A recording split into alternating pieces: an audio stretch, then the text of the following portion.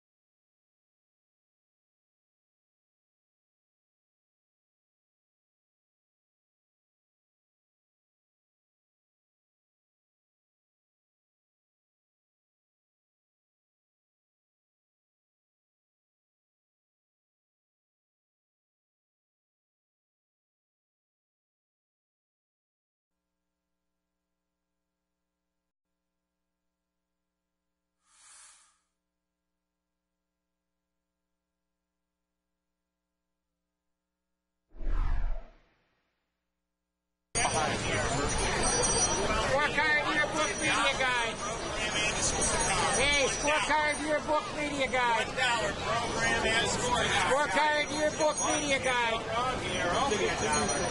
Scorecard Yearbook Media Guide.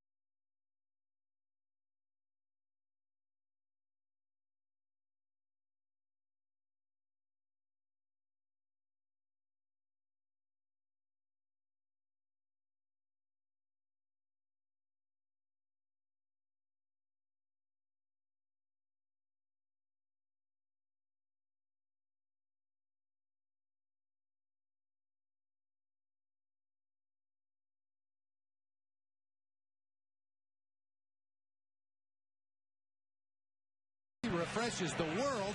Soriano in left, Bird in center. Xavier Nady getting the start in right field today. Still not 100% with that throwing elbow, but he's going to do the best he can.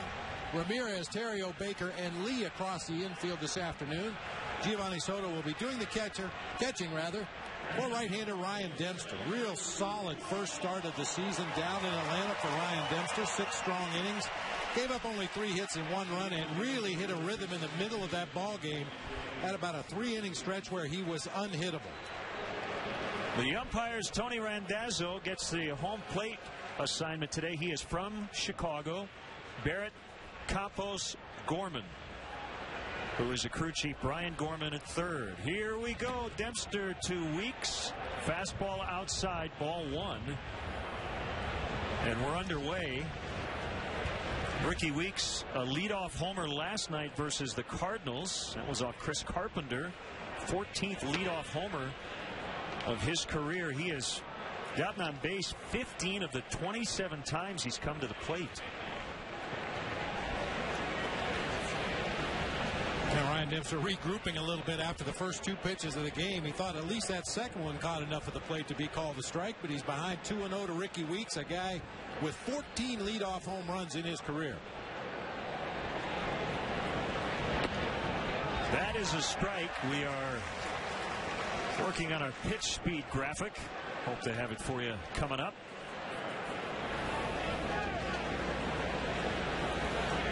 Two and 1 on Weeks. The next one. Low, 3-1. You know, Len, I'm all about fashion. Giovanni Soto with a new chest protector this year for the home games. You may remember, if you saw some of the games from the road trip, the area that's white on this chest protector was red on the one on the road. We've heard players, especially infielders, complain for years about white shirts behind home plate and the inability to pick up the ball off the bat. I'm not so sure if I'd want my catcher wearing a chest protector that had that much white on it. It is stylish. It's very stylish. Almost looks like one of those skeleton shirts.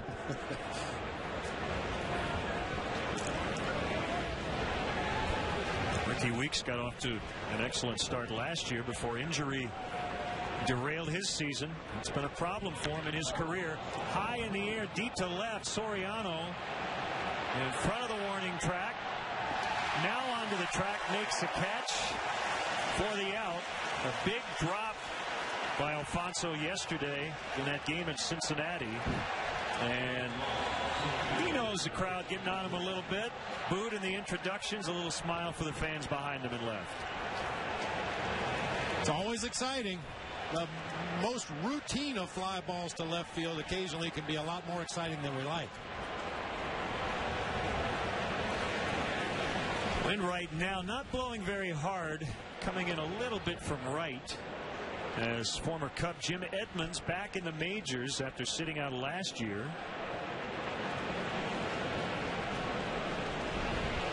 He went to camp as a non-roster invitee, and he made the club with a solid spring.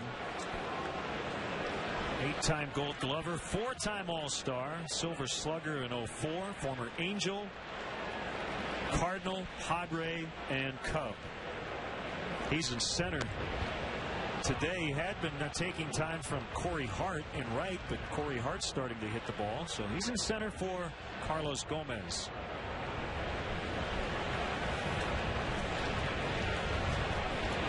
We know he'll take pitches. That's a strike, 3-1. And we know he loves that ball up and out over the plate. He was putting on a show in batting practice today, hitting pitches out of here to left field. 2 years ago, Jim Edmonds was very good for the NL Central champion Cubs. He draws the walk. Took him a while to get Cub fans to get on his side, but they really didn't have any choice. He performed. He produced. He played well on both sides of the ball. Tremendous defense in center field, which everybody around baseball has come to expect from Jim Edmonds, and had some huge hits for the Cubs.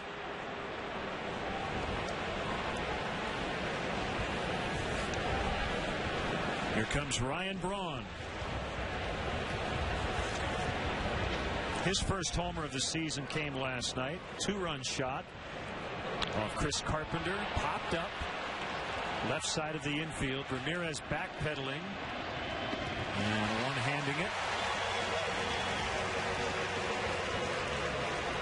Well, I've had a chance to see a couple of the Brewers games in the early going this season. Ryan Braun has been extraordinarily aggressive at the plate, swinging on a lot of first pitches like he did right there against Ryan Dempster.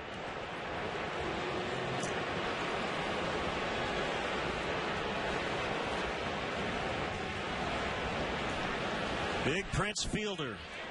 Well, I hate to see this. He's gone a week into the season and has not homered yet.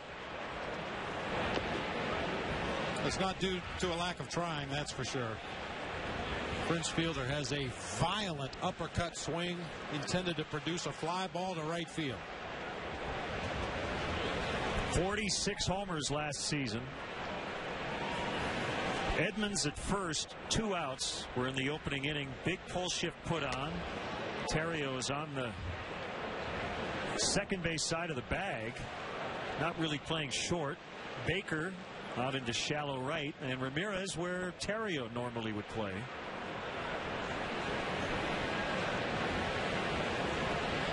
The 2-0 from Dempster. Ground ball past the pitcher, but right to the shortstop. It goes 6-3.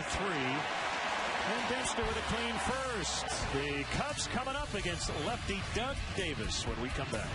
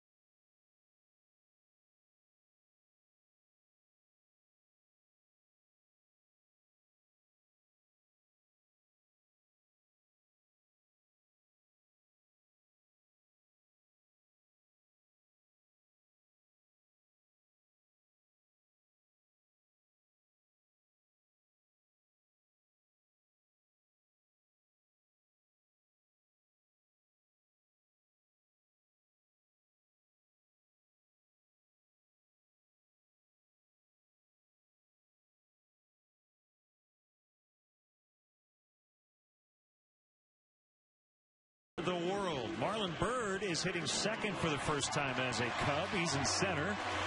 Xavier Nady, good numbers against Doug Davis, and as an opposing player, 304 lifetime here at Wrigley Field. Take a quick look at the Brewers defensively. Braun, Edmonds, and Hart across the outfield. Former Cub Casey McGee at third base. Alcides Escobar, the shortstop, one of the best-looking young players in the game. He is very exciting.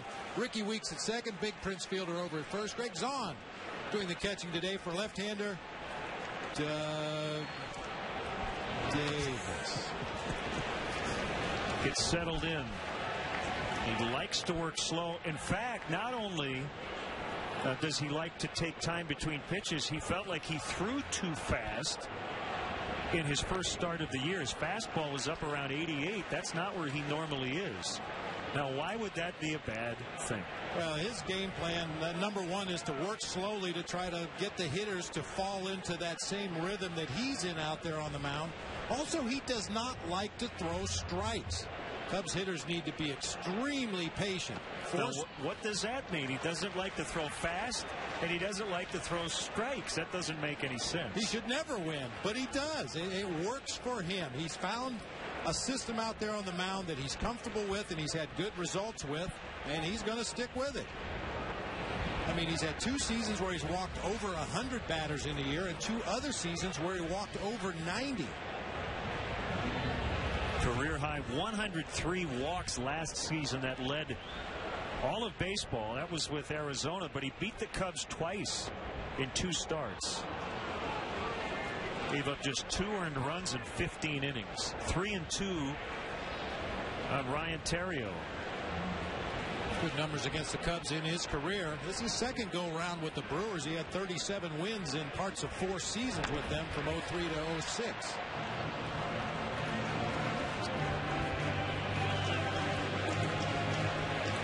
I think part of it, Len, is the hitters get so anxious waiting for that ball, waiting for the slow delivery, the time between pitches. You really have to fight your own aggressiveness. So his manager, Ken Maka, in his second season. Hart coming over, but he will not have a play. Everybody's scattering in that visiting bullpen.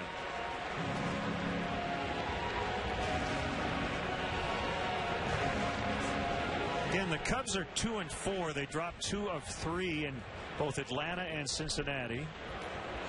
The Brewers staved off the sweep by beating St. Louis last night, but not before Trevor Hoffman blew his 2nd straight save of the year. He did get the win when Casey McGee hit a walk-off homer.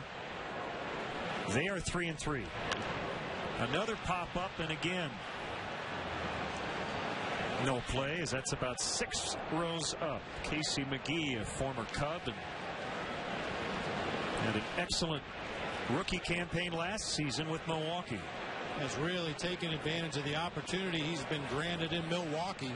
Turned himself into a fine defensive third baseman, and as we saw last night, he's got some pop in that bat.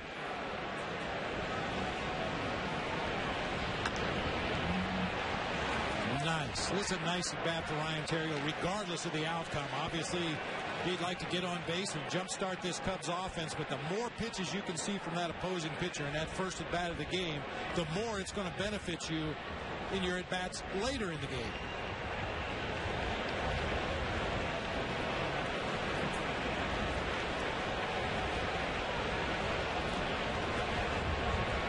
Another 3-2, another foul.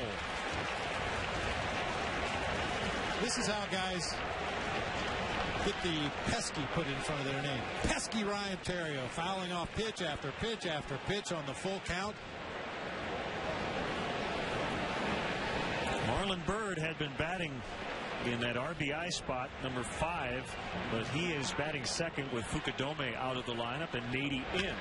Ground ball to Escobar at short. No more J.J. Hardy. He's a twin. And it's Escobar to make the play. We are email accessible. Email us at lenandbob@tribune.com. You can follow us on Twitter as well.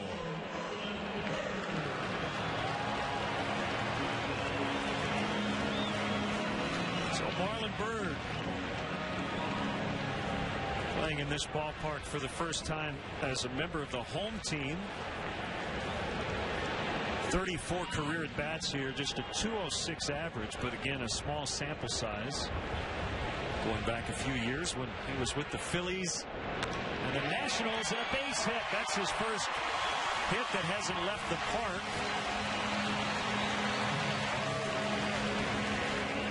A lot of low averages in this Cubs lineup, and they would like to get it going here at home. Yeah, just don't look. Fastball low and away. Bird stays on it, drives it toward that gap in right center field. You see that very still approach. Just a slight rocking of his weight back onto his back foot. Very little movement with the front foot, and then just explode that bat through the hitting zone.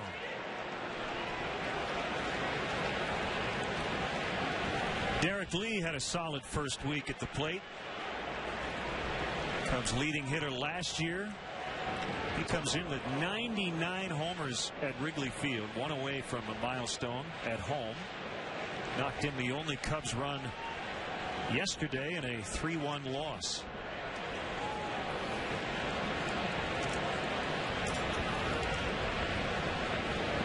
Off day tomorrow, and then back at it Wednesday. 5 straight day games here at home.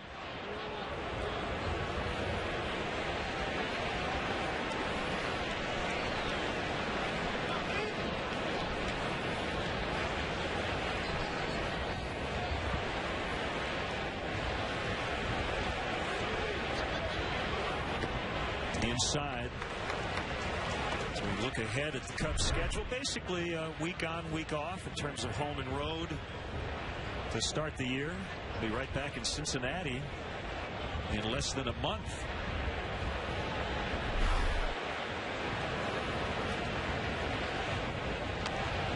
Four nights in a row in the Big Apple. Cubs will travel after that Sunday home game against the Houston Astros to New York to play a 4-game series with the Mets. Can you handle 4 nights in New York? I know Ronnie can't. Just as long as we're not playing at Shea, and we won't because it's not around anymore.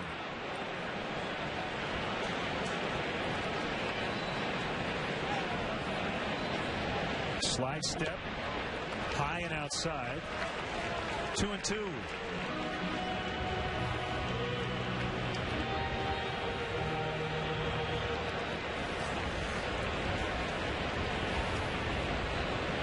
Davis, a pretty inspirational story. Had thyroid cancer surgery almost 2 years ago to the date. And able to come back from that. He freezes Lee. Strike 3 called. 2 outs.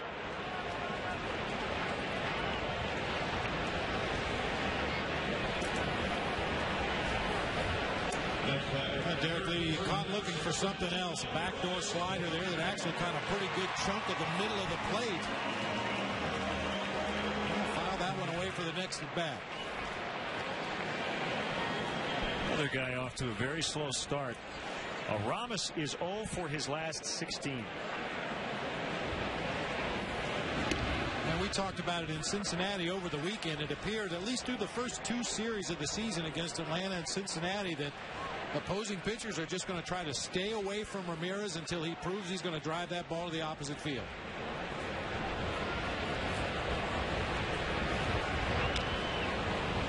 Big swing. Just got a piece of it.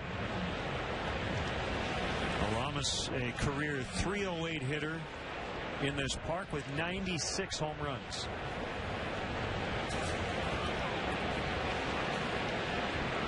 Got a chance to take a short tour of the newly designed clubhouse. Nice new players lounge. I know the workout room is better, and they've moved it.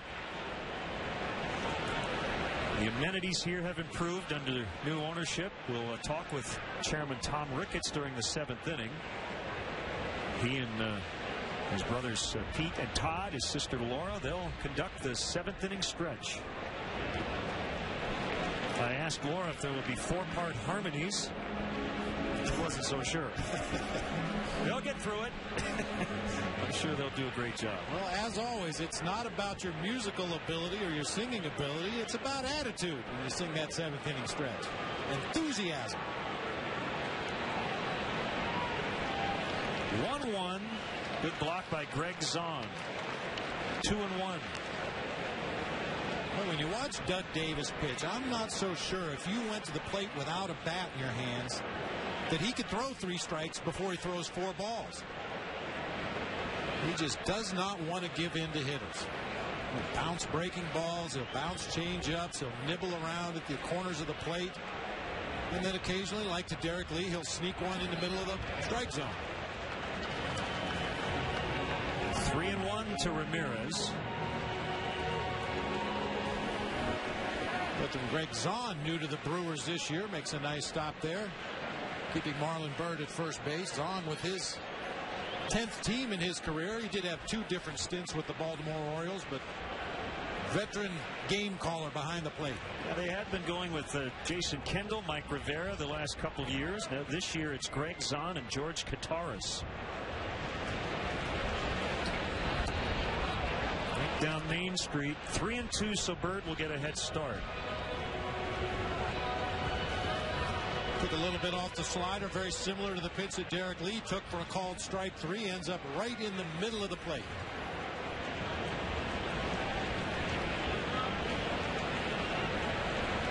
Davis back with the Brewers for the 2nd time in his career. Long look at Bird, who takes off. Ball 4. So 2 on for Xavier Nady. It's a good sign for Ramos Ramirez to take the base on balls right there. I had a chat with Rudy Jaramillo this morning, and he felt that a lot of guys were pressing.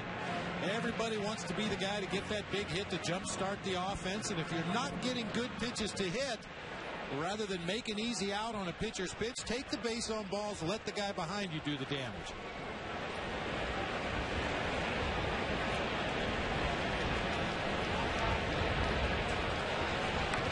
Greg Zahn has earned his keep in the 1st inning. He's going to be busy today. I mean, Davis likes to bounce that slider right at the front of home plate, maybe right behind home plate.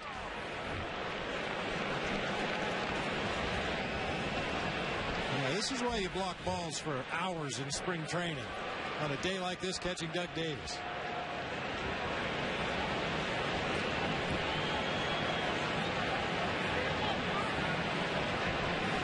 The 1-0 on the way, missed again.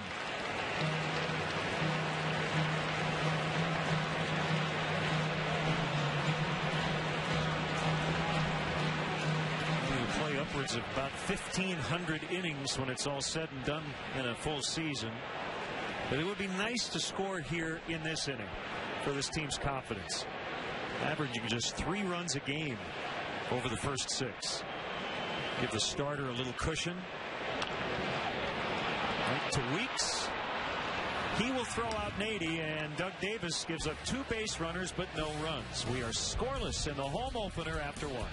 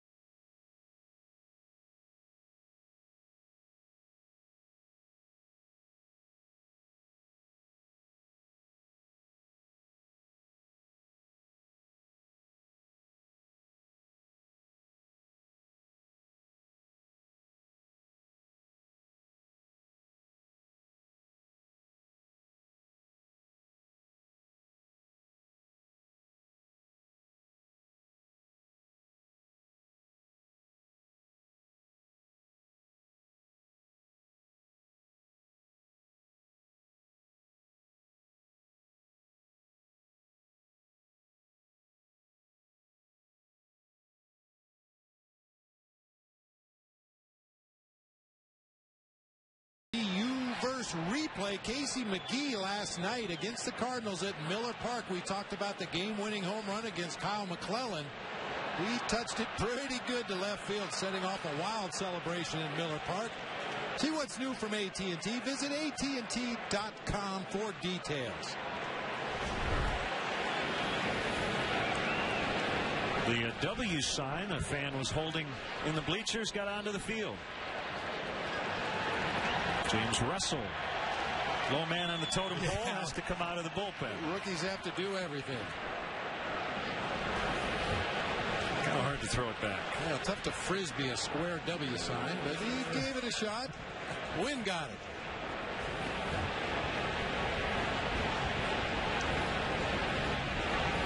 Brewers got McGee on a waiver claim from the Cubs. See his numbers on this season. Last year in 355 at bats, he clubbed 16 home runs and drove in 66, hitting .301. He earned that job at third base. And Dempster has been particularly good in this ballpark since returning to a starting role a couple of years ago.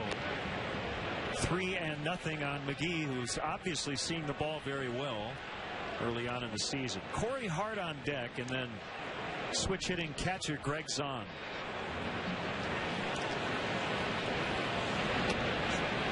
Ball 4, a leadoff walk.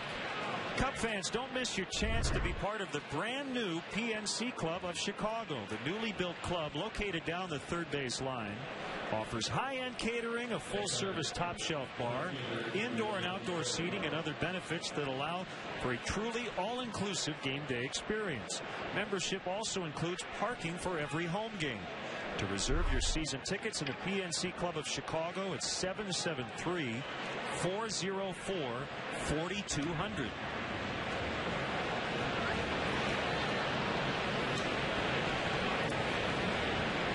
Like the fans are having a good time in the PNC Club of Chicago today, and you definitely like having that parking on opening day. Oh, yeah. Parking is a key. Any game here at Wrigley Field.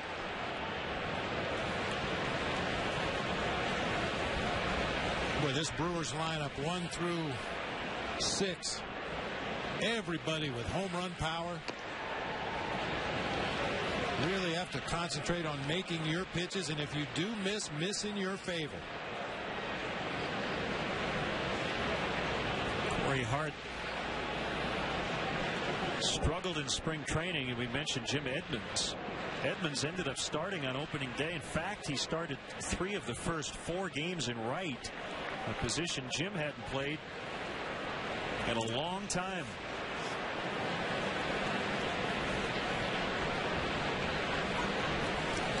But Edmonds is in center. Nice play by Dempster. Has to wait to throw a little offline. Do they get an out? Yes. They get the out. Baker was trying to make the exchange from glove to hand. Well, that seemed like a play on which Dempster almost had too much time. Well, it looked like there might have been a little bit of confusion between the middle infielders. You see Baker was late breaking. Terrio had his glove up. Dempster did the right thing. Just throw it to the base. Let the infielders figure out who's going to make the play. Fortunately, they do get the force on McGee at second, but no chance to turn the double play. Corey Hart runs extremely well for a big man.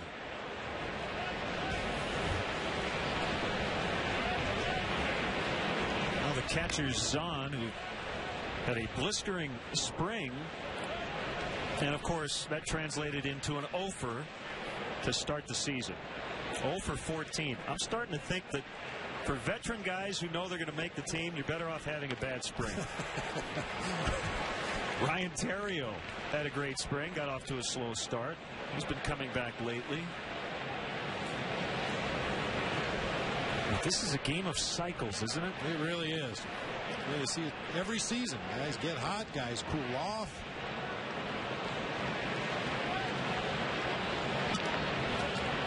Going to be able to turn it this time either, but they get the out at first. Hart at second. First time they've had a man in scoring position.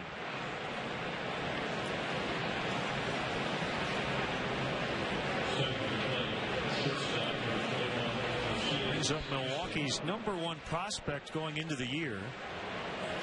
Alcides Escobar. We've heard about him for a few years, and now the job is his with J.J. Hardy in Minnesota.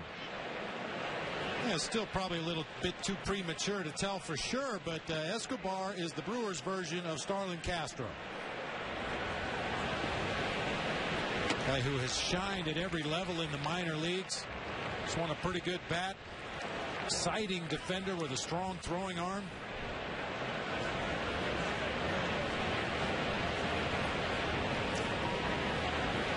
Dempster would like to get Escobar, even with first base open, and face Doug Davis to start the third.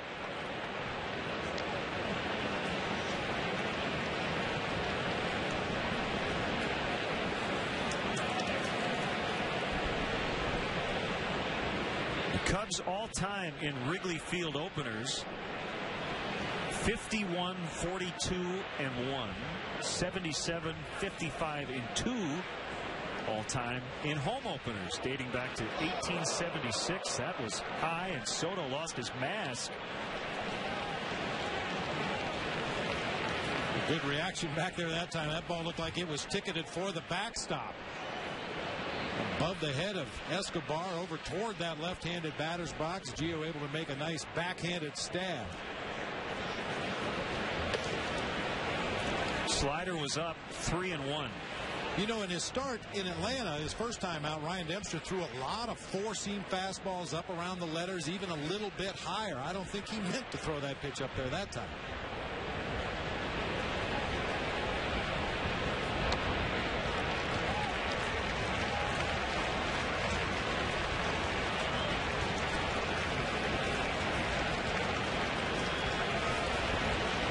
Coming off a third-place finish last year, 80 and 82 in Ken Maka's first season.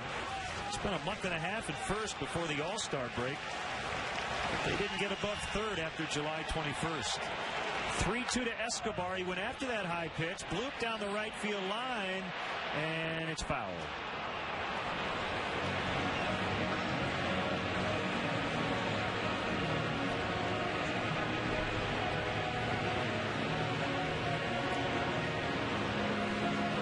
Expanding your strike zone. Escobar chased a pitch that was probably shoulder high off the plate away. Somehow managed to get the bat on it, but no Cub defender could get there to make the play.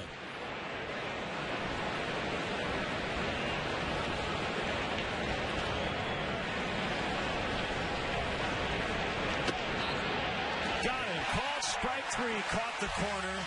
And that ends the inning. Dempster with his first strikeout of the year. He led the Cubs last season.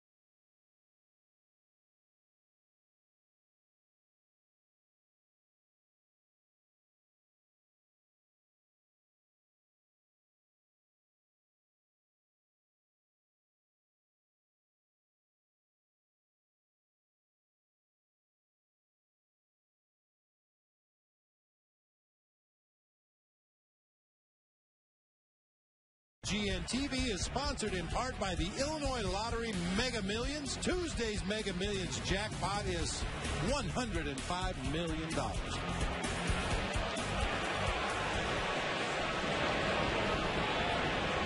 Saying we got to get in on that.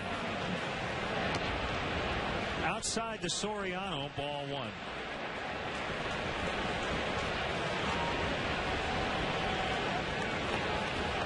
He's 5 for 21. Does have a homer against this left-hander Doug Davis. That is a strike, 1-1.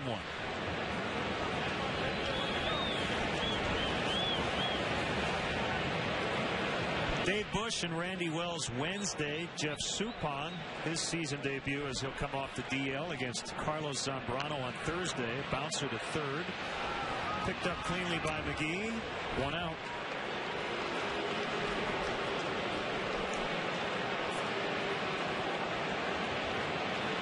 Soriano chasing the big, slow curveball that time from Doug Davis on the outside part of the plate. Rolled over. Easy ground ball to Casey McGee. Jeff Baker with 1 homer. That was a game-winning pinch hit blast on Saturday in Cincy. He gets the nod in favor as Escobar throws him out in lieu of, I should say, Mike Fontenot with the left-handed pitcher on the mound. Cub fans, make sure you check out our WGN baseball blog on WGNTV.com. Click on the sports link. Look for Len and Bob's baseball blog. I have an opening day post. We have photos from the ballpark. Video of our morning show from WGN at Wrigley today. Game notes from stats. Much, much more. Check out Chicago baseball stories. Opening day memories. And stories about Justice John Paul Stevens, big Cub fan, and astronaut Jim Lovell.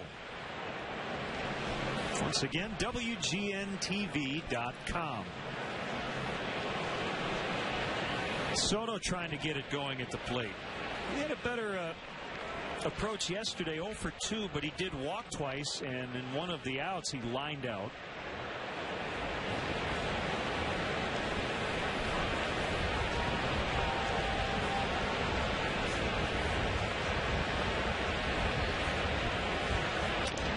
Broke his bat, but he singles into left. Cubs' second hit.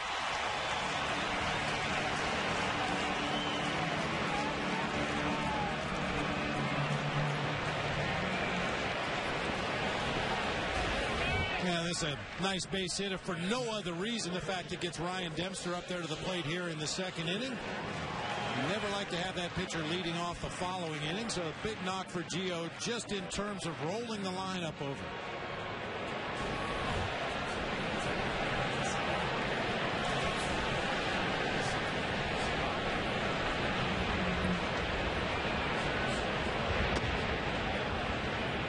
A strike on Ryan Dempster.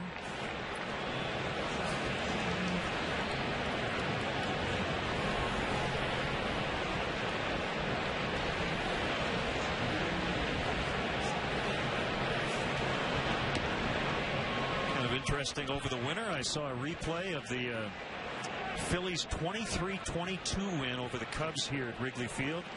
And I was just thinking of Ande Jesus. Would it be 31 years ago, was playing Giovanni Soto, and Cookie Rojas was the first base coach. Now Ivan is the man giving the base runners advice. Boy, Ivan could scoot back then. He sure could. I think I saw the same replay you saw, and man, he could really pick him up and lay him down. That was not a day to necessarily try stolen bases, though. You didn't want to make any outs on that day.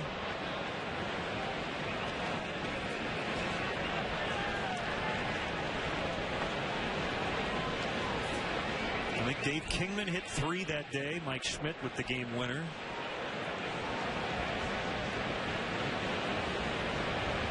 And Jack kept saying the 10 o'clock news expanded edition to get in all the highlights from this one. I think Wayne Messmer had a home run in that day.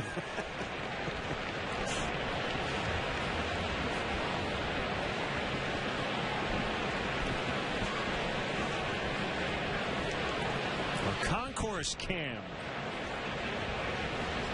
down the third base line.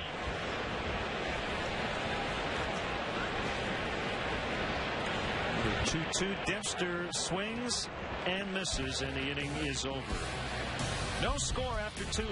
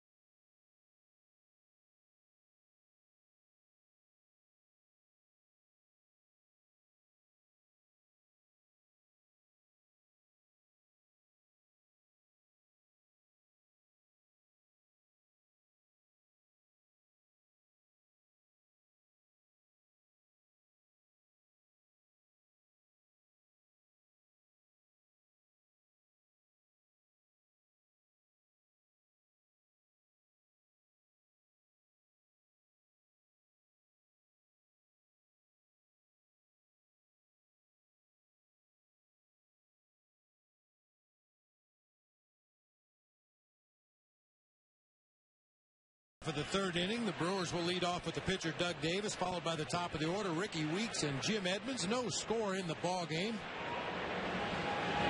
First pitch from Dempster's down low for a ball. One thing Dempster and Davis have in common, neither one of them very good hitters.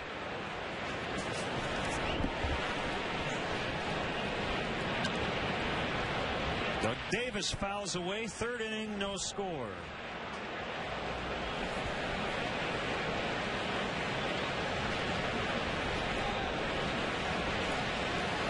Some other matinees on this Monday.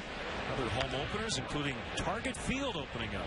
Twins hosting Boston a little bit later. John Lester against Carl Pavano. Or Pavano if you're in the Northeast.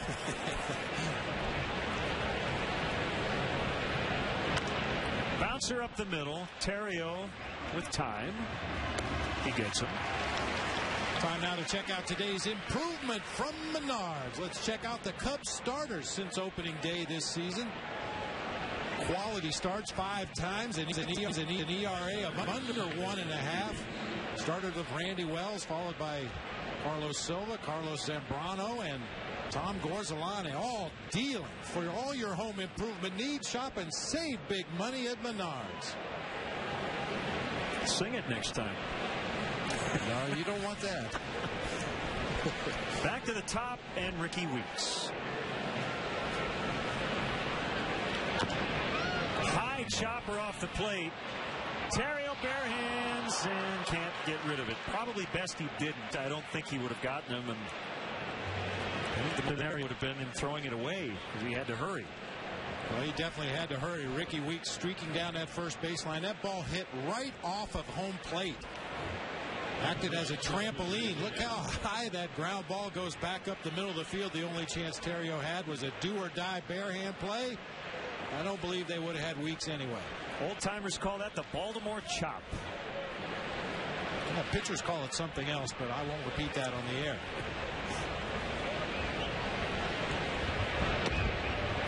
Inside to Edmonds.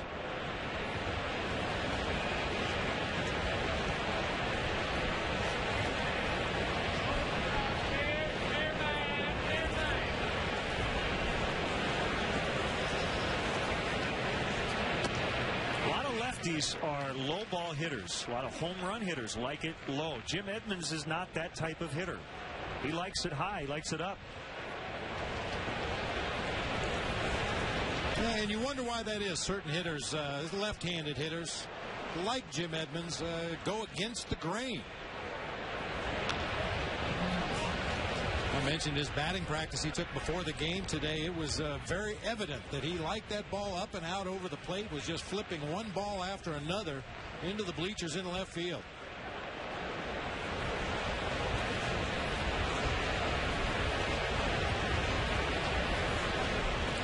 Dempster's had great success versus Milwaukee. 11-3 lifetime as Edmonds took a half swing at strike 3. A 2.69 ERA for Demp versus the Brewers.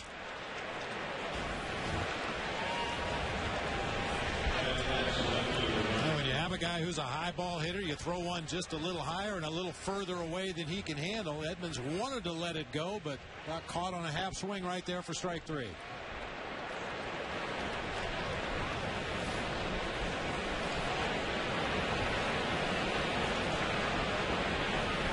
I was thinking what Ryan was thinking. I'm thinking Ricky Weeks might be a little anxious. I mentioned the power in this Brewers lineup. First 6 hitters, all capable of leaving the yard, and they don't want to run into any outs down there at second base. For Ryan Dempster, if he just makes sure Ricky Weeks comes to a complete stop over there and doesn't have a ridiculous leadoff, I think there's probably not much chance he's going to run with Ryan Braun at the plate. We'll see.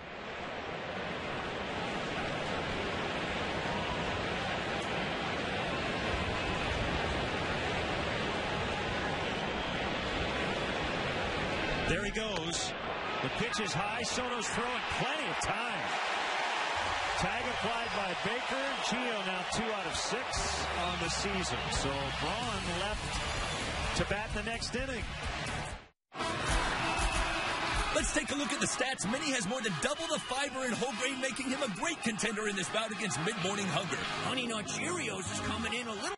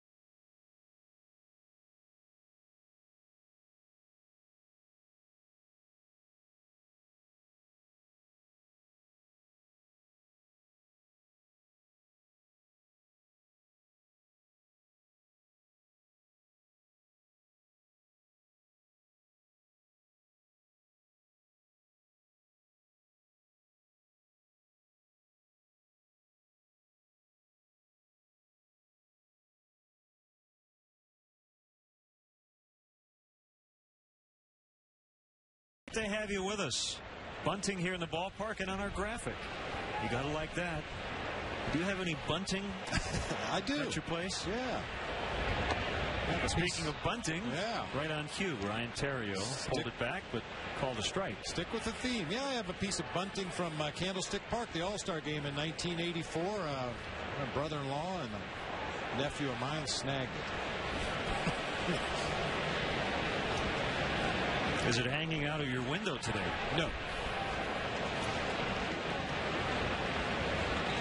But hopefully I will be hanging my W flag off the balcony when we get home this afternoon. Perfect.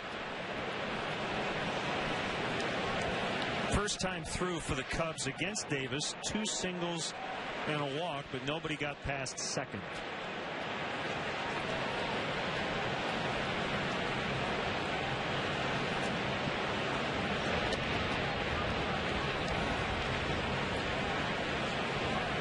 Sometimes a batter will elect to bunt against a left-handed pitcher when he falls drastically off the mound to the third base side. That's not the case with Doug Davis. He's pretty squared up to home plate when he releases a ball.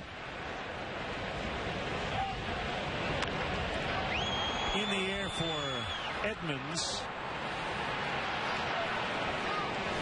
Let's look now at the Budweiser Thirst Cam, the 2010 Cubs by our friends in the opening act at the Len and Bob Bash this year, the Baseball Project.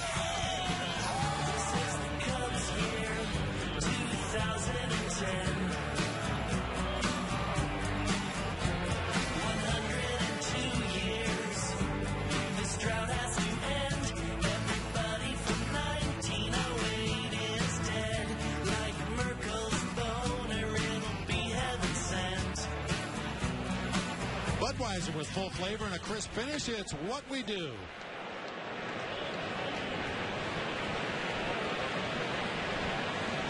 Good stuff from the Baseball Project. Bird a single his first time up. The 1-0 from Davis. Missing. Now a hitter's count.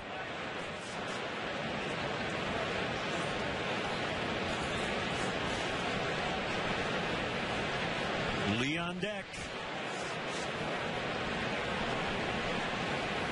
Very comfortable day on the north side. Temperatures in the mid-60s. Hit hard past a diving McGee. Going to pick it up. Bird stopping with his second single of the day.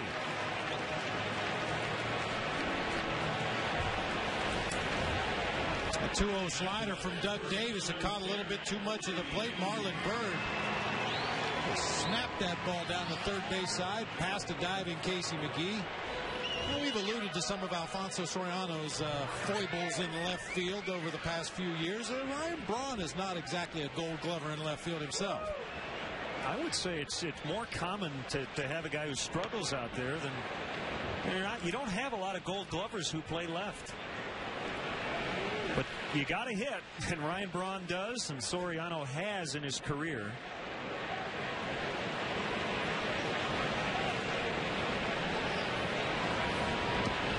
Think about guys like Adam Dunn.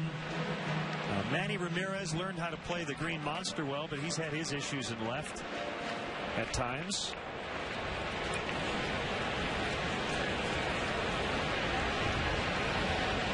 There's that old saying in baseball, drive in more than you let in.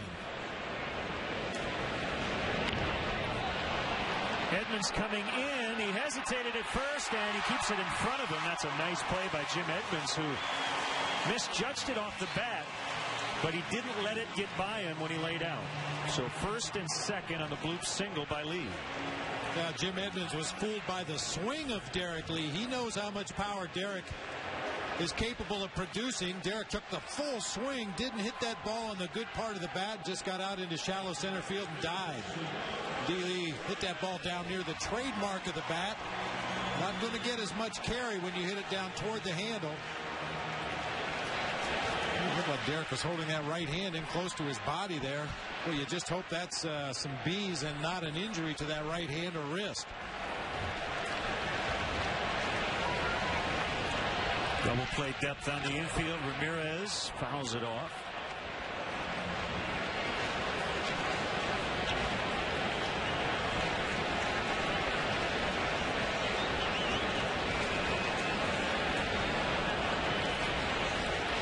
Cubs as a team were hitting under 200 starting the day.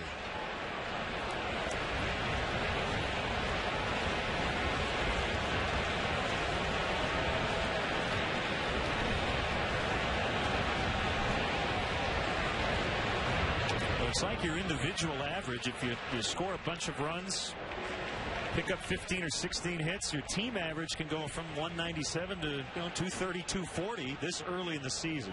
No question about it. One good 3-game series with everybody swinging the bats the way they're capable, and you get that team batting average back up to respectability in a hurry.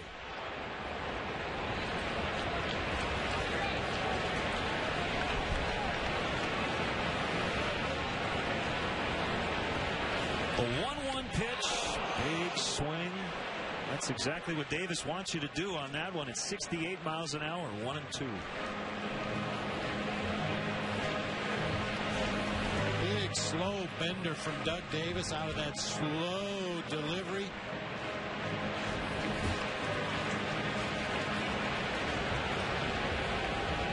Talking about getting base hits and getting the team batting average back up there, getting your individual batting average up there. And that was another thing Rudy Jaramillo talked about this morning. Don't be too concerned with the results. It's hard not to do. Everybody wants to get base hits, but right now he just wants to see better at bats, better selectivity in the pitches that the Cubs hitters are swinging at.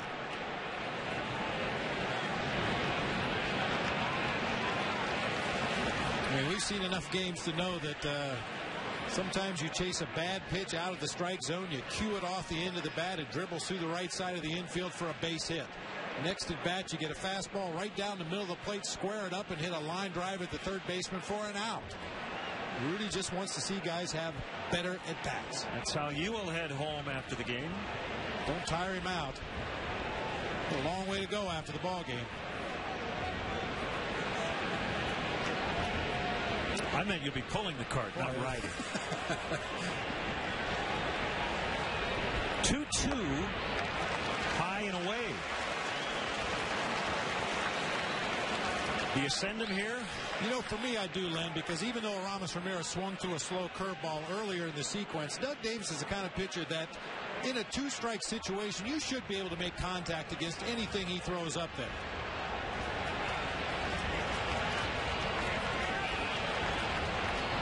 They run, and it's hit foul.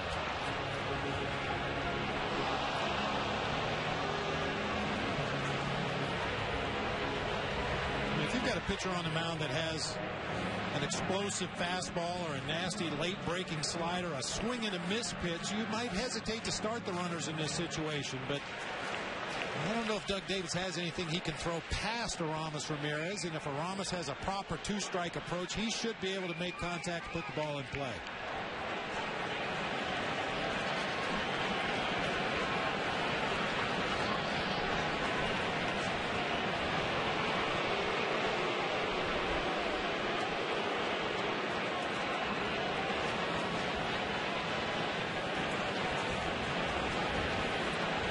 Davis ready for a second 3-2 pitch with the runners moving. And Ramirez fouls it again into the upper deck.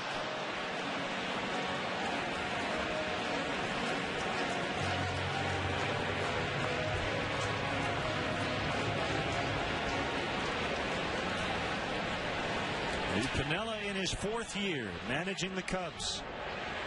Back-to-back division titles the first 2 years. A winning record last year, but they finished out of the postseason.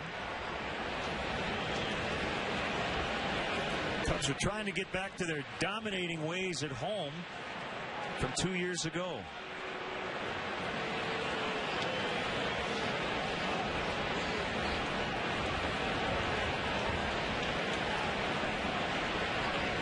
Runners going. Foul tip, strikeout. Zahn held on to it. So a double steal on a strikeout. 2 away.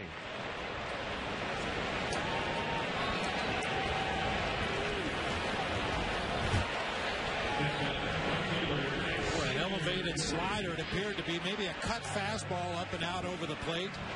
Ramirez with a home run string, can't make contact, fouled that directly into the glove of Zahn, who apparently didn't feel like he could get a good handle on it. The Cubs advance 2 runners into scoring position for Xavier Nady. If Zahn did not field that cleanly or catch it cleanly, as Nady goes down the line, it's slicing, however, and it's foul. If he didn't catch it cleanly, that would have been a foul ball. The runners would have gone back, and Aramis would have had another chance.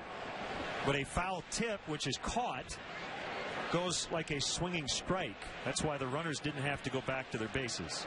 The difference for a catcher is on a swinging strike, when the batter does not make contact, you can center that ball up in the pocket of your mitt and grab it quickly with your throwing hand.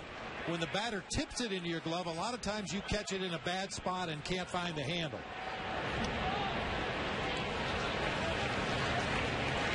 Little reaction there by Doug Davis. Very small strike zone in the early going today by Tony Randazzo behind home plate. Both starting pitchers have questioned some of the calls. Just a get-me-over breaking ball. It ends up perhaps a little bit low, but remember, it's not where the catcher catches the pitch. It's where it crosses the front of home plate.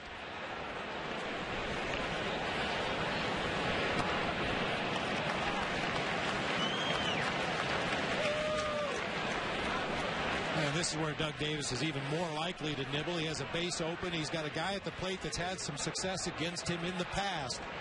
I'd really be surprised if he throws a hittable strike to Xavier Nady. He may paint the corners, but I doubt if he's going to come down the middle of the plate.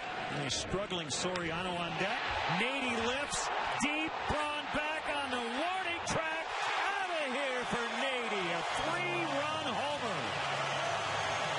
Davis made a mistake. Nady made him pay. His first homer as a Chicago Cub.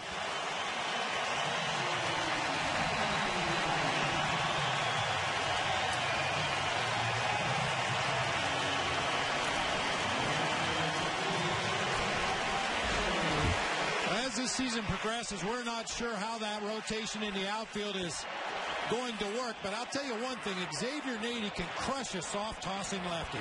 He waits back so well on that breaking ball and rode it out of here to left field to give the Cubs a 3-0 lead. So again, the Cubs relying on that home run ball.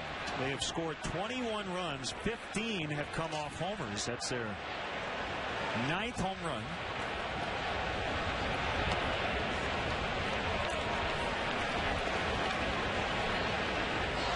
That percentage will not stay the same all year.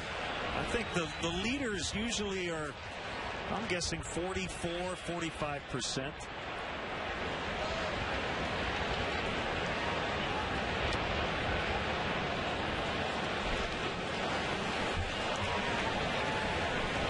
A 3-run homer with first base open. Nady taking Davis deep. Wind helping the right-handed hitters a little bit. Anything to left certainly won't be hurt by the wind.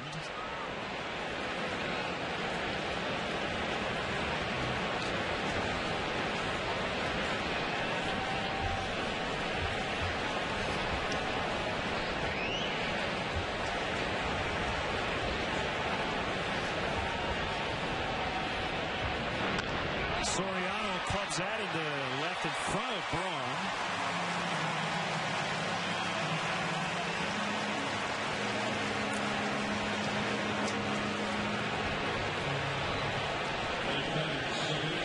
He may look bad on a breaking ball from time to time, but pretty tough to throw a fastball by Alfonso Soriano in the strike zone. Mid-thigh fastball, inner part of the plate, roped into left field for a base hit.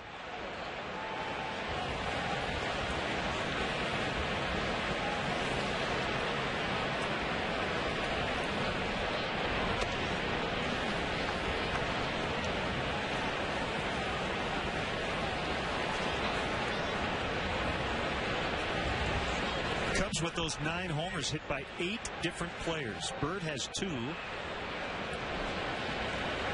everyone else who is connected has 1.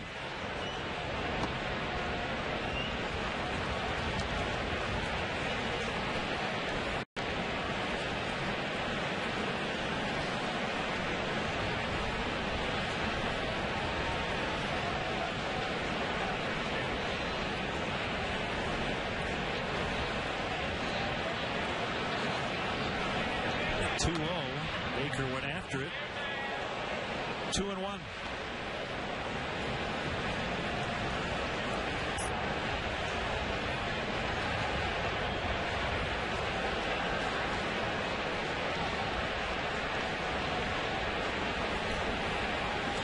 We're only in the 3rd inning. 69 pitches in the game for Doug Davis, 30 in this inning.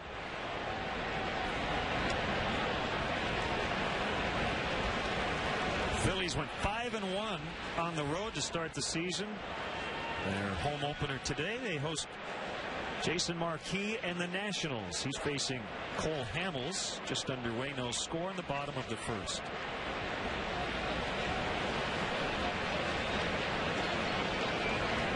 Houston just finished up a homestand 0-6. They're probably happy to get on the road. Nice matchup in St. Louis. Coming up a little later, Wandy Rodriguez and Adam Wainwright.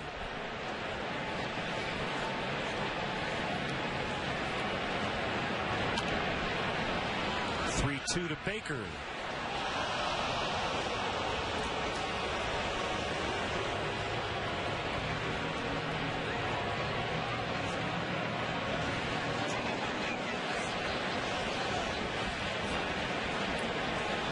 Three and two with 2 outs. Soriano will go with the pitch.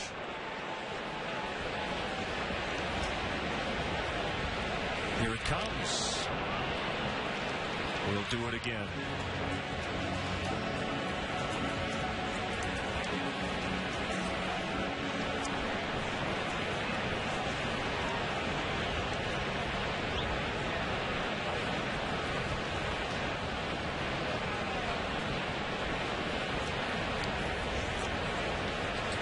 This is the biggest lead the Cubs have had. They did have a 3-run lead in the first inning on opening day when Marlin Bird hit a 3-run homer.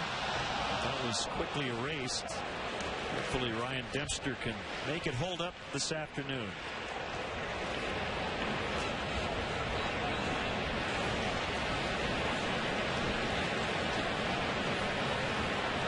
Homered in his first plate appearance as a Cub, in fact. It was a week ago today. Soriano runs yet again on a 3-2. Jeff Baker goes deep. Hello, Waveland. Baker with a 2-run homer to make it 5-0.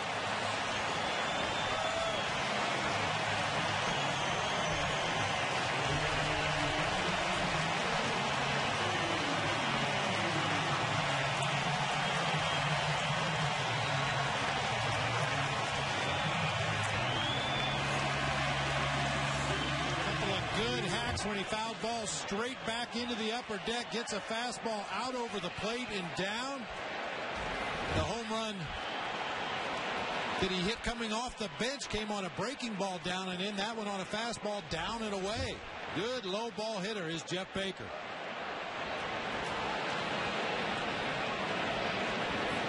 Get the Ball Hawks busy early this season. Soto bounces to third for McGee. A 5-run third for the Cubs.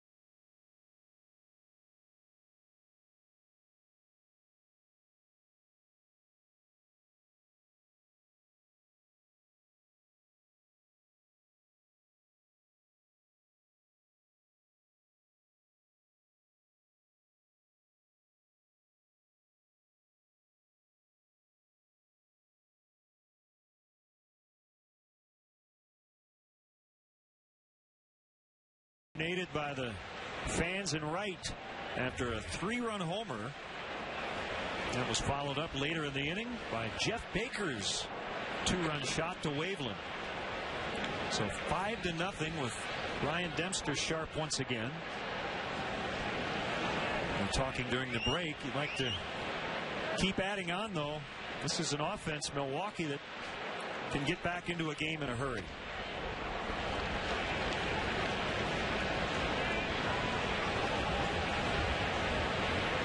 Well, this is the point of the ball game in Atlanta where Ryan Dempster really hit his stride. Struck out 6 of 8 batters at one stretch.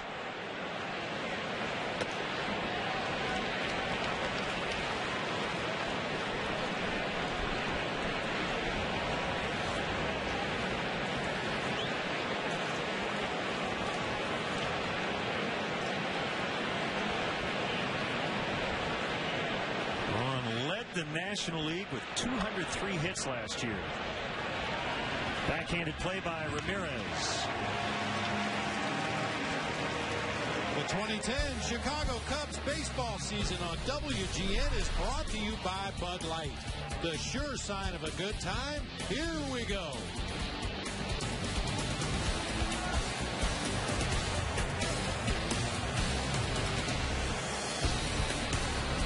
The street over on Sheffield. They have a pretty good view of whether it'll be fair or foul. Hopefully that's not a discussion during this at bat. The fielder was trying to hit one over there. Did you follow the spring training thing between the Giants and Brewers? A little bit, yeah. Prince Fielder hit the home run last year against the Giants. They had a choreographed celebration at home plate. The Giants were pretty upset about it. And Barry Zito hit Fielder in spring training. So they must have jotted it down in their notebook. Yeah, you don't forget things like that. And to his credit, Prince Fielder just ran down to first base. Rocketed down the right field line as Fielder is going to head to second. As Nady hits the cutoff man, Baker got out there pretty far, which you'll see a lot with Nady coming back from Tommy John surgery, but no problem to get it to Baker. Yeah, we're going to see a lot of that until Xavier Nady gets that right elbow back to 100%. Watch how far out into right field Jeff Baker goes as the cutoff man on this play. Fielder buggy whipping that ball down the right field line. Nady gets over to it in good shape. Just can't get much on the throw back to the infield. And once again, watch where Jeff Baker is when he takes this relay throw. He's out in medium depth right field. Called strike on Casey McGee.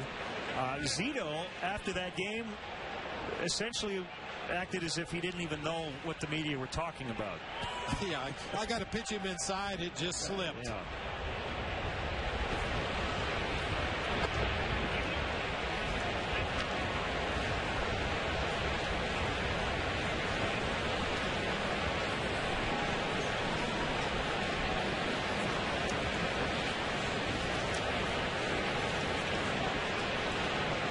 Well, if McGee continues his progression after an excellent rookie year last year, that makes this Milwaukee offense much more dangerous. You talk about lengthening a lineup. Certainly Ryan Braun, Prince Fielder, the two guys in the middle that you're most concerned about. But if you can add Casey McGee to that mix, if Jim Edmonds can provide some power in that 2-hole, or if he's hitting down lower in the lineup, just not a lot of breaks for an opposing pitcher against this Milwaukee Brewers lineup.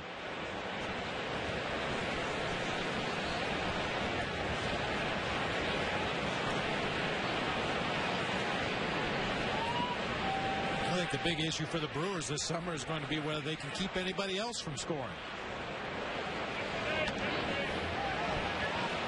Nady coming in, Baker going out, nobody gets it. Off the glove of Baker, and he actually pushed it into the bullpen. Fielder is just going to stop at third on a bloop double by Casey McGee.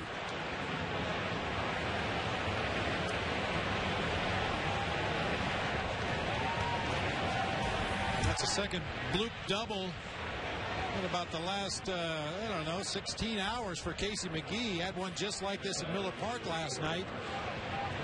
Baker got a glove on it but couldn't corral it, and unfortunately kicked it further over into that Brewers bullpen.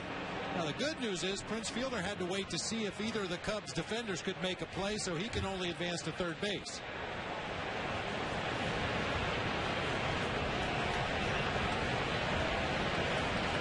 Cubs will concede a run to get an out. They don't want the big inning. Corey Hart bounces it off Mike Quaddy, standing in the middle of the Cubs dugout. Mike Quaddy is always exposed to those foul balls. He's always up on the top step, making sure the defense is aligned properly. And we saw him nearly get hit in Atlanta. Check swing off the bat of a left-hander, and this time a little roller down there almost got him.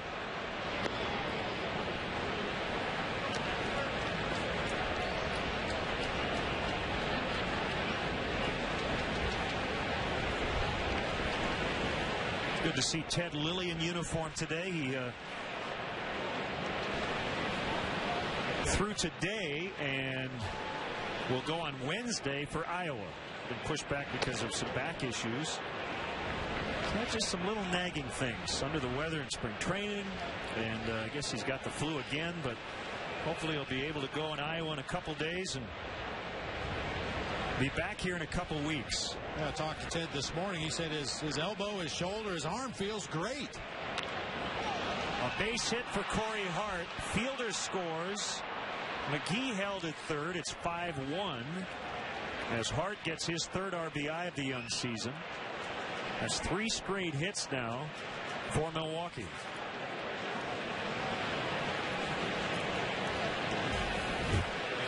Wasn't hit particularly hard, but hit in a good location for the Brewers, right back over the left side of that mound. Ryan Theriot was a couple steps into the hole there at shortstop. No chance to get that ball.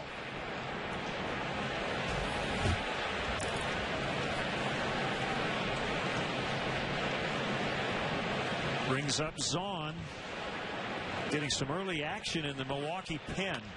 Get down to the bottom of their order. How about a double play? 4, 6, 3 to end the inning. That keeps that second run from scoring. It's 5-1 Cubs.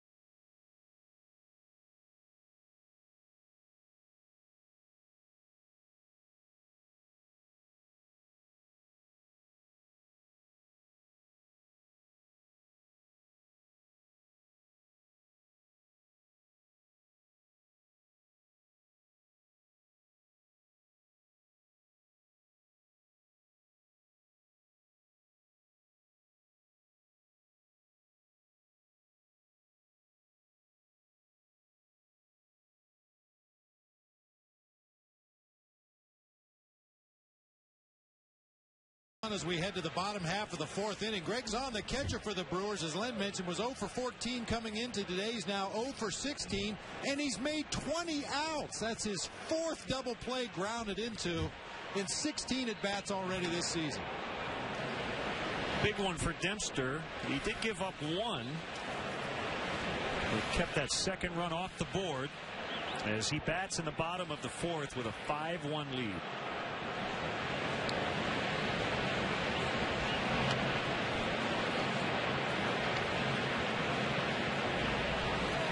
Ryan 1 for 3 on the season. He struck out His first time up. Called strike.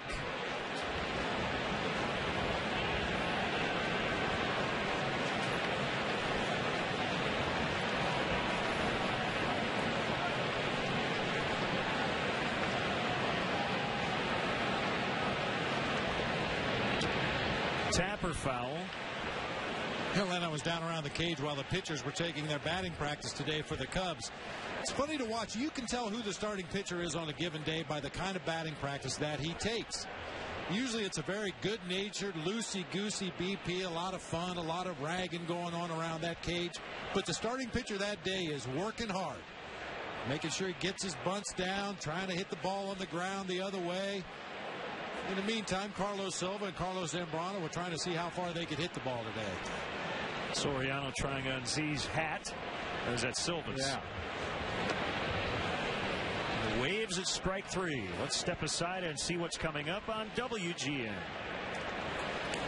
For the ultimate baseball fan experience with podcasts, videos, photo galleries, blogs, and much more. Get the total Cubs and Sox download in one place. Just head to WGNAmerica.com.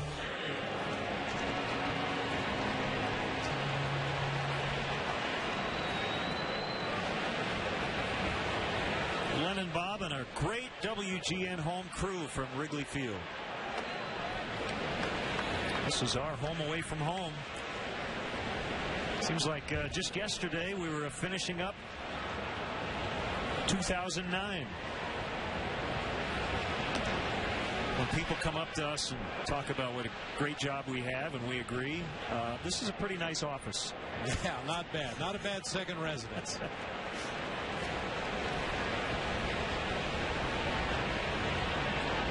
I mean, there's a lot of great views around baseball from the various press boxes. We've talked a lot about PNC Park in Pittsburgh, but hey, it's pretty tough to beat the view you have here at Wrigley Field, especially on a glorious day like today.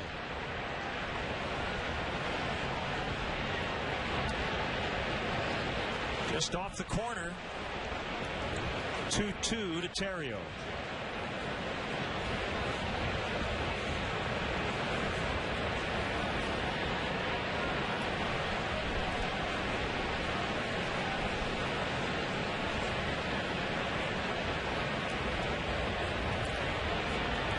Vargas has been throwing for a while in the Brewer pen as Davis will come up second in the fifth inning.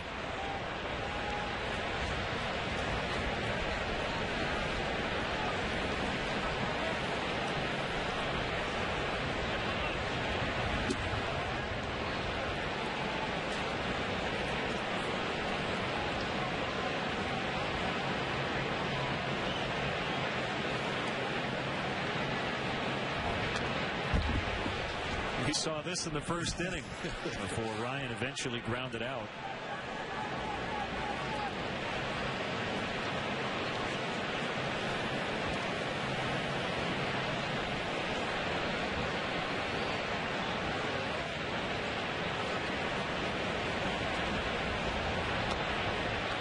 Ball four.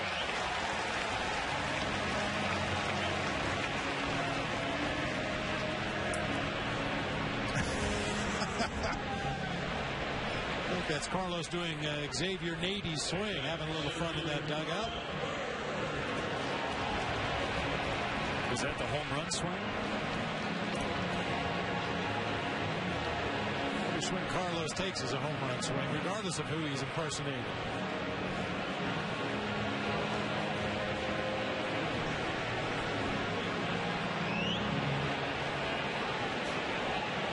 Talking going on. Looks like some stalling tactics here. Greg Zahn out standing next to Doug Davis. Now Tony Randazzo is going to speed it up a little bit as Ken Maka makes his way out of that first base dugout. Greg Zahn probably said to Doug Davis, I have nothing to say, but I was told to come out here. And that'll be it for the starter Davis. Vargas coming on. The Cubs leading 5-1. Runner at first, one out here in the fourth.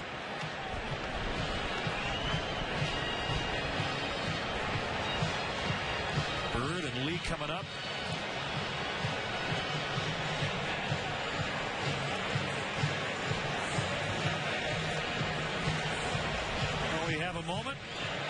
you can watch the Cubs take on the Astros this Friday at 1:20 here at Wrigley Field. And be sure to arrive early. The first 10,000 adults 21 and older will receive a Cubs tumbler. Compliments of Bud Light.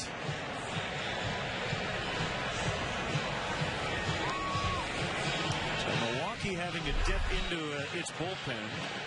This is a second short start for Doug Davis. 4 innings in his first start and cannot even get through 4 today.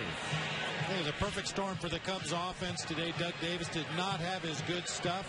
Home plate umpire Tony Randazzo calling a small strike zone. Force that lefty to throw the ball in there, get you something you can hit. Claudio Vargas, the right-hander, will take over for Doug Davis. He made his debut on Saturday against the Cardinals. Ones across the board. He pitched 1 inning, gave up 1 hit, 1 run, 1 walk, 1 strikeout. The 1 hit, a home run by Colby Rasmus.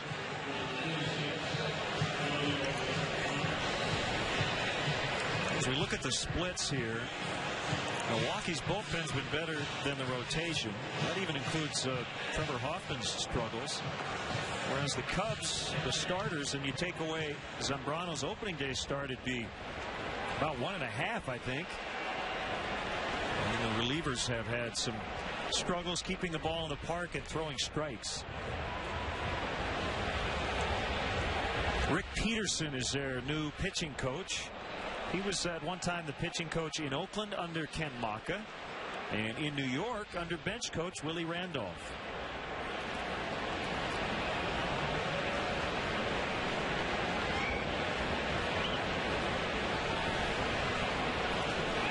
Marlin Bird with Terrio getting an excellent jump, and he just beat the throw. Zahn put it right on the money, but not in time.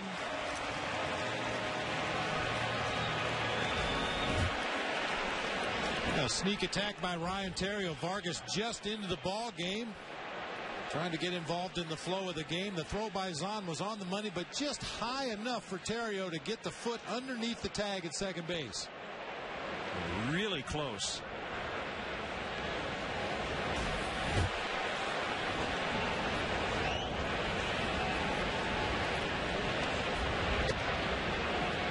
In tight.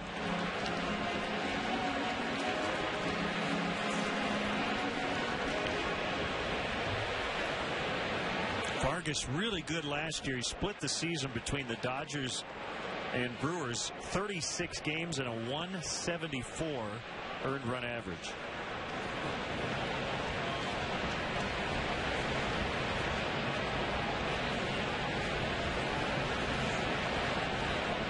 Second time he's been with the Brewers. Charged by McGee, and they get the out.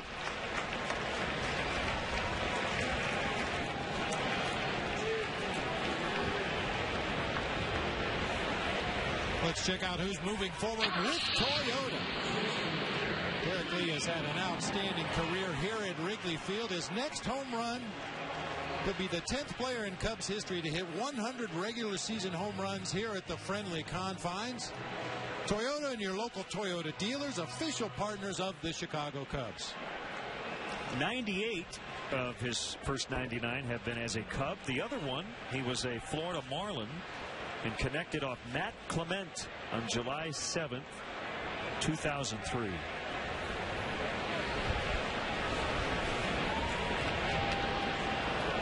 Greg Son had the ball almost carry him to the backstop.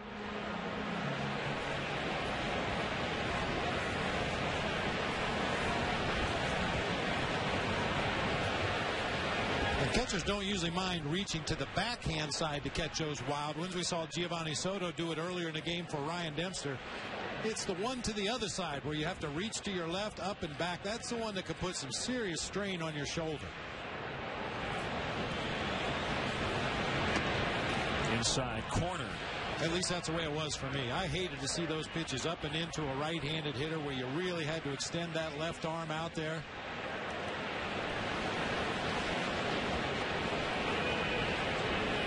Lefty Chris Narveson, along with the bullpen coach Stan Kiles.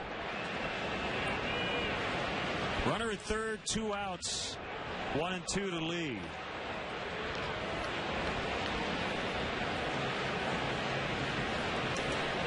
You just joined us. Nady hit a 3-run homer in the third. 2 batters later, Baker with a 2-run shot in support of Ryan Dempster.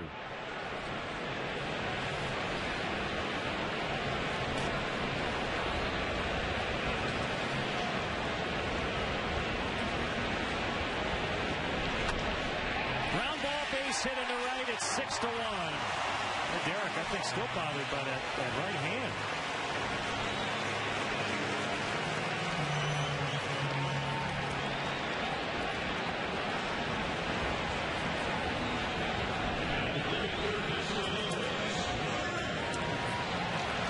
Just kind of a short, controlled swing meant to make contact.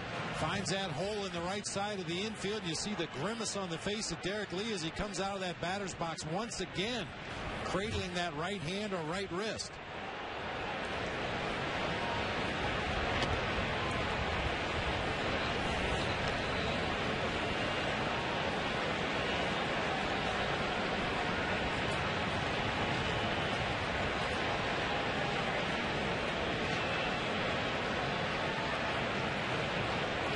Season high 6 runs for the Cubs.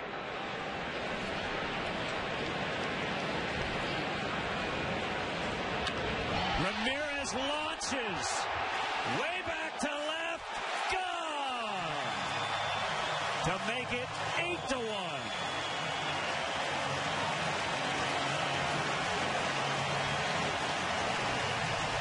His 97th here at Wrigley. 3rd homer for the Cubs in the last 2 innings.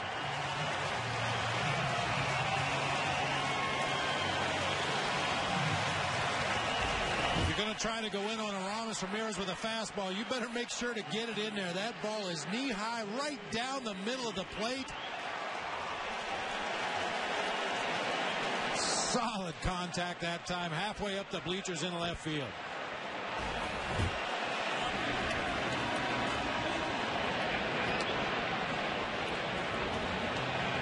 Nady started the festivities with a 3-run homer.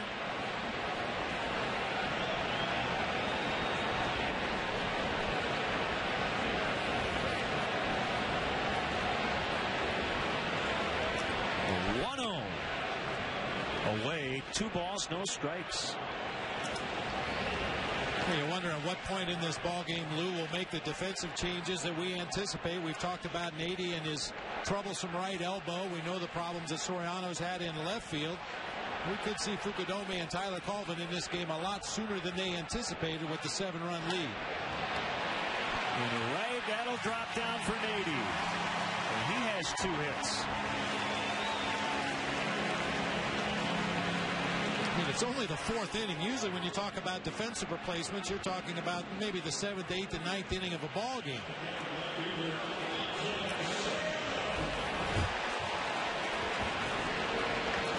A jam, but still strong enough to muscle it out into shallow right field. Here's second base hit of the game. Didn't go quite as far as his last one. The Cubs now with 10 hits. This has been good to see.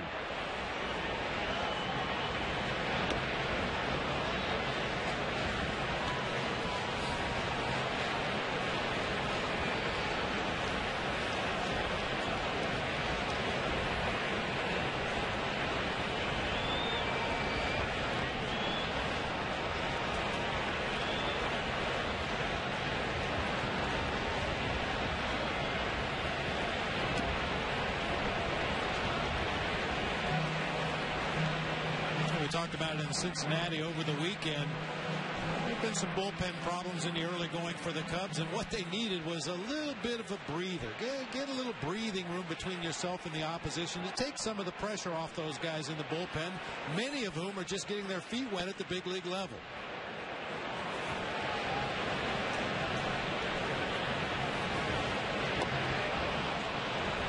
In baseball parlance, it's called a soft landing. Yeah. That's what Lou would like to give some of these young pitchers. And today potentially could be one of those days.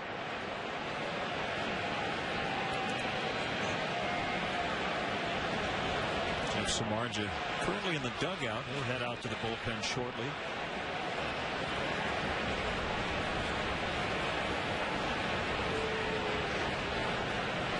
Kick the 1-2. Hit hard. And McGee slowed it down. But that'll be a hit for Soriano. In case he wasn't sure where it was, it actually went up in the air, landed right behind him, and he's a little shaken up. The ball was hit so hard it might have gone through him. He did a nice job of trying to get in front and knock that ball down. We'll get another look here. Soriano with a topspin grounder that got on McGee in a hurry, popped straight up in the air and landed on the dirt behind him. No chance for Escobar to come over and assist.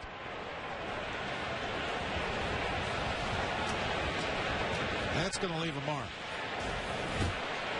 Cubs are 11 out of 22 on the afternoon. You see McGee flexing that right hand. Might have got a piece of that throwing hand.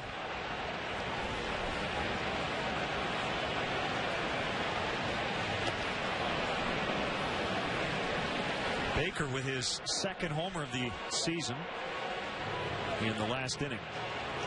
Every time I see a play like that at third base, I'm reminded of our buddy Ron Santos' quote about what it takes to be a good third baseman. Strong chest and a strong arm. Knock it down, pick it up, try to throw him out.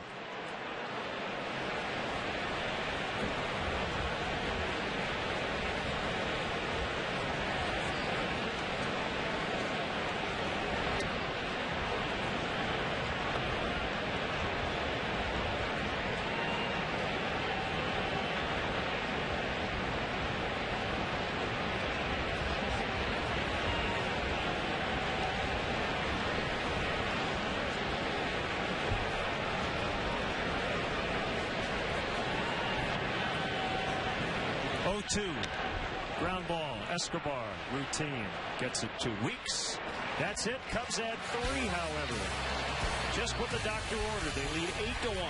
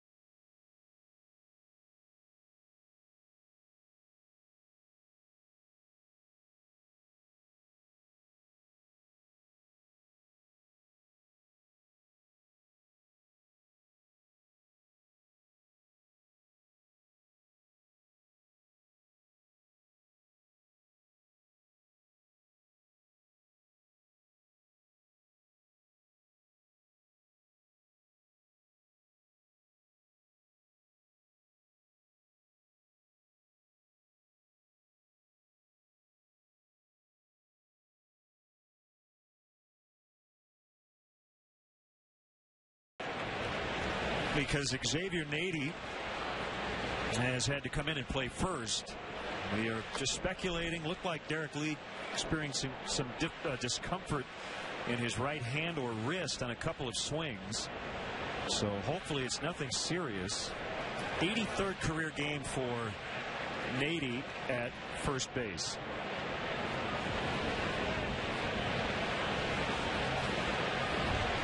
Meanwhile, 0-2 on Escobar with Jody Garrett, a pinch hitter, on deck.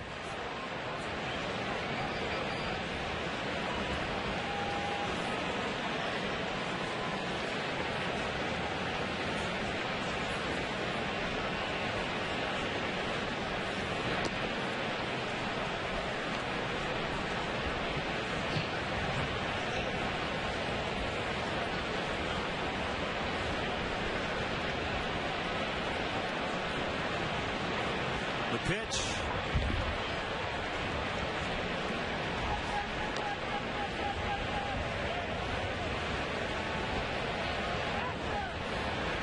The starter Davis charged with 6 runs. And Vargas in 2/3 of an inning gave up 2.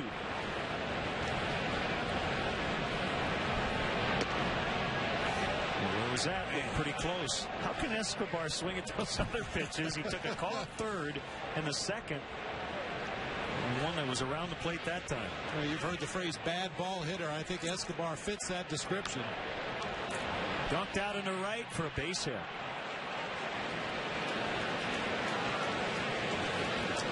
Now time for the 5th inning, brought to you by Subway. Hey, Chicagoland viewers, how would you like to win 5 $5 footlongs from Subway? Just be the 500th texter to text Subway to 97999. Go to WGNTV.com for complete info and rules.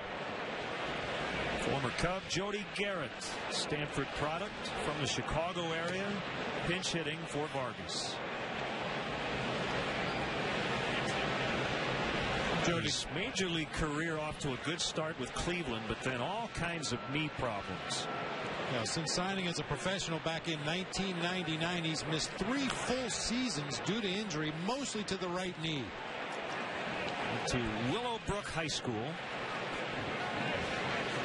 That really is a shame because Jody Garrett was a fine-looking young ball player. Looked like he had a chance to have a long, productive career as an everyday player. And still a very dangerous bat coming off the bench for Ken Monka. Joseph Diego Garrett goes by Jody.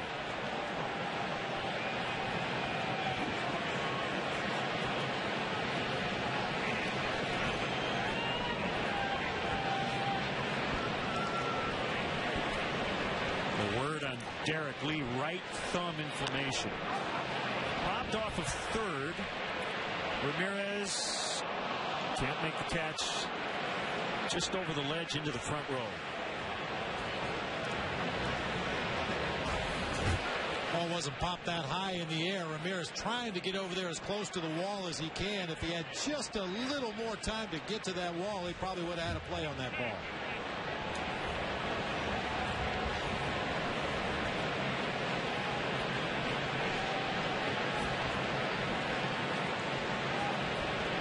Some birds flying around. Soriano and Ramirez coming after it off the front of the mound. Talk about a distraction. There was a seagull on the ground on the left side of the infield that took the flight behind Ryan Dempster just as he was about to deliver the pitch to Jody Garrett. And it's tough enough to hit in this game without birds flying around in the background.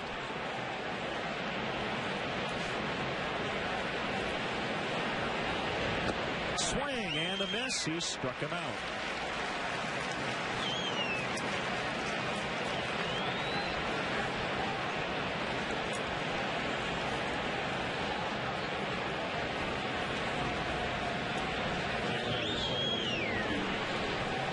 Bird's nest. Setting up shop here at Wrigley Field.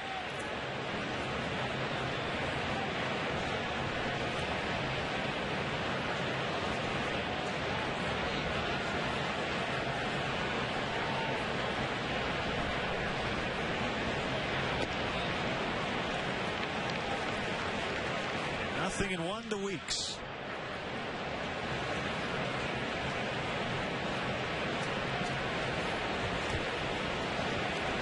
Well, you don't have to tell Ricky Weeks about thumb and wrist problems. He's had a lot of them. Last year it was the left wrist. Both wrists have now been operated on in his career. They must be riding in a parade later today. They're practicing their wave.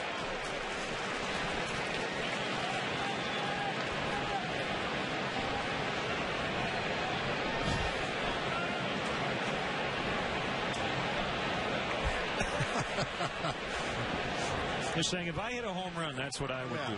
step on home plate and blow kisses. Ricky Weeks elevates. Bird's going back, gets to the spot. Escobar thought about tagging, but Bird also thought about that too, even up 7. I'll tell you a little thing, Len, but the key to that play was Tyler Colvin ran all the way over from his right field position, was letting Marlin Bird know that Escobar was tagging at first base. If you don't know that that runner has gone back to the bag to tag up, it's possible you catch that ball backpedaling, look up, see the runner going to second base, and uncork a bad throw. But Colvin warned Marlin Bird that the runner was tagging at first. He got it back in quickly and held Escobar at first.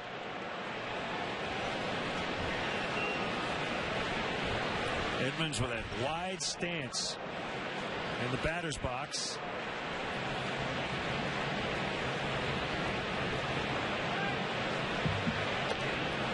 It's a little thing, but the strike zone, as compared or vis-a-vis, to be fancy about it, a hitter's height. Jim Edmonds makes the strike zone lower. I mean, he's not as tall right there as he is normally.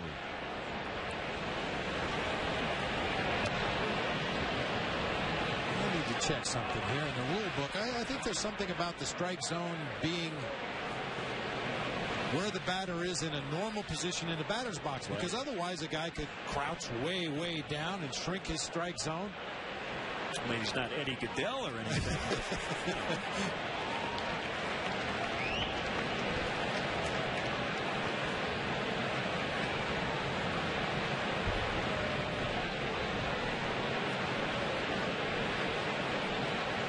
Runner goes on 3-1, ball 4. Hey, fans, don't miss the action as the Cubs battle the Astros on Sunday, April 18th at Wrigley Field. Game time is 1:20, but be sure to arrive early. The first 10,000 fans will receive a Cubs winter scarf, compliments of Pepsi. And hopefully you won't need it until well after the baseball season is over. Brings up Ryan Braun, and Dempster's got to go at him. With a 7-run lead, you're not going to work around anybody to get the Prince fielder, even if it is Ryan Braun. And I'm sure Ryan Braun has one thing on his mind. All right, we're down 7. I can get 3 back with one good swing.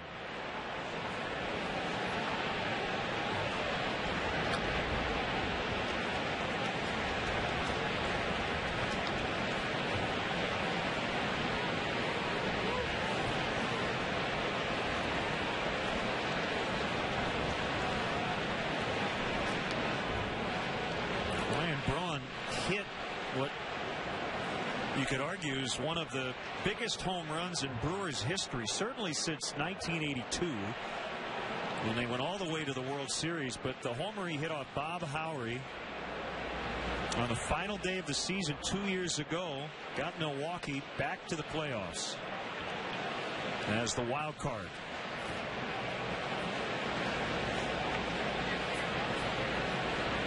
Cubs had already clinched the division.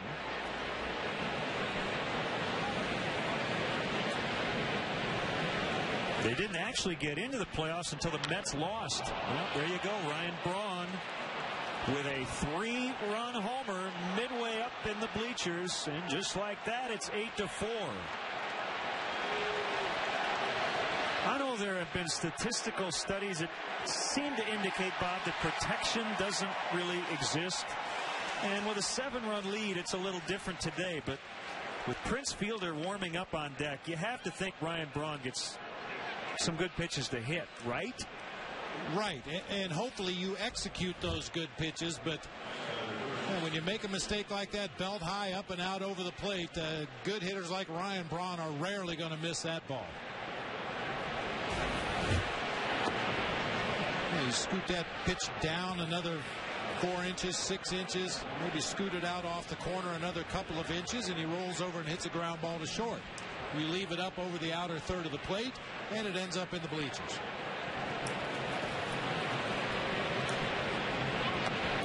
I suppose you could ask Trevor Hoffman I'm facing Albert Pujols. If he hits a home run, so what? I'm still ahead. Okay, there's a home run. Okay, now I have to face Matt Holliday. If he hit, well, he just hit one too. Now we're in trouble. We're tied.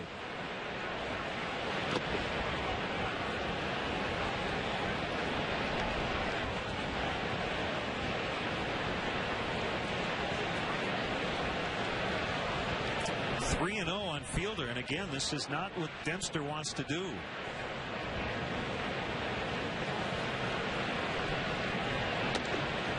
Ball 4, and Fielder takes first. I guess he got hit last night. Larry Rothschild coming out. Fielder got hit by a pitch that was in the dirt, and I read that he didn't know that that counts as a hit by pitch. Well, either that or he just didn't want to take his base. He wanted to get in there and get his hacks in. Yeah, it was a breaking ball that hit probably about 4 feet out in front of the left-handed batter's box and clipped him on the leg. He had to be told to go on down to first base.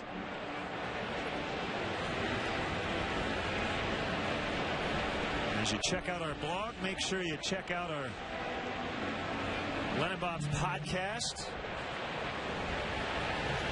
We will be recording a new weekly podcast after today's game. Check it out on WGNTV.com. And Len, that deal about the strike zone and your stance in the batter's box. According to the rule book, the strike zone shall be determined from the batter's stance as the batter is prepared to swing at the ball. Not necessarily where you're at as the pitcher is delivering the pitch, but where your body would be when you swing at that pitch. So I guess if you went up there and crouched like a catcher and swung from that position, you would have a small strike zone. You wouldn't have a very good batting average.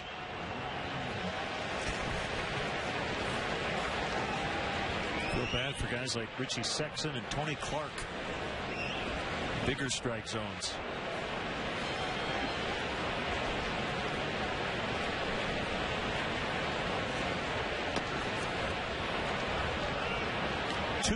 To McGee. A follower on our Twitter account reporting. New Cub fan Audrina Marie was born in Hoffman Estates yesterday.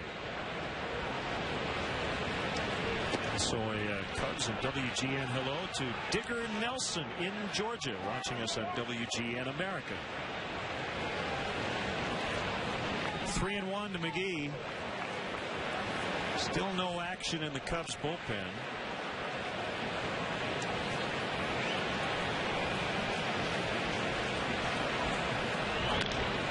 Ground ball to short, Terrio to Baker. Braun with a 3-run homer, and it's now 8-4.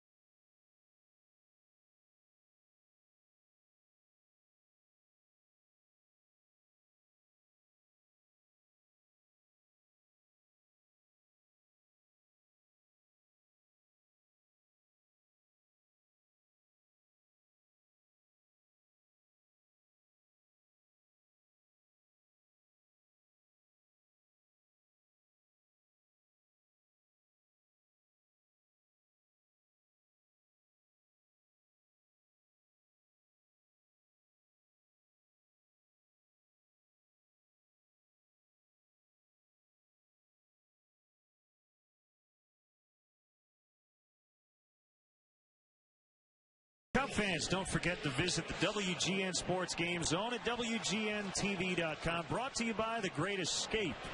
It's available for every Cubs game. Brought to you by The Great Escape. Pools, patio sets, play sets, hot tubs, and more. That's airmailed by Escobar. Into the camera well. So Soto will get to second base on Escobar's second error of the season. Chris Narveson now doing the pitching.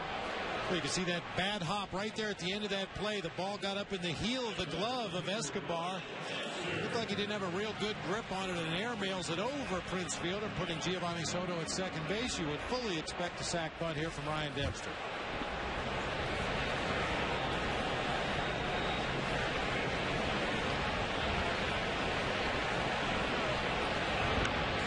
Nice.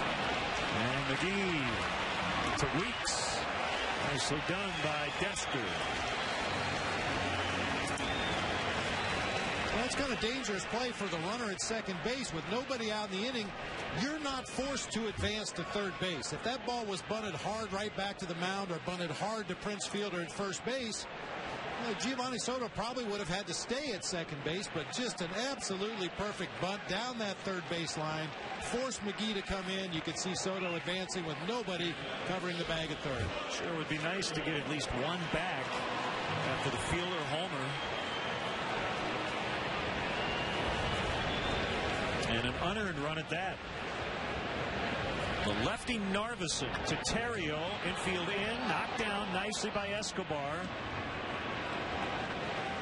2 outs. He was playing in. He knew he could play goalie, and that's what he did.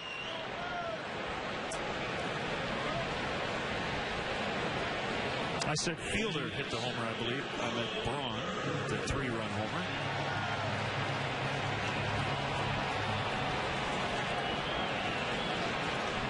Everybody back with 2 outs.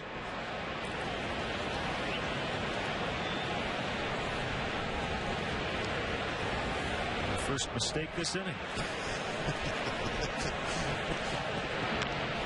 Marlin Bird with an RBI hit. On his way to second. And he's safe. Third hit of the day. 9-4.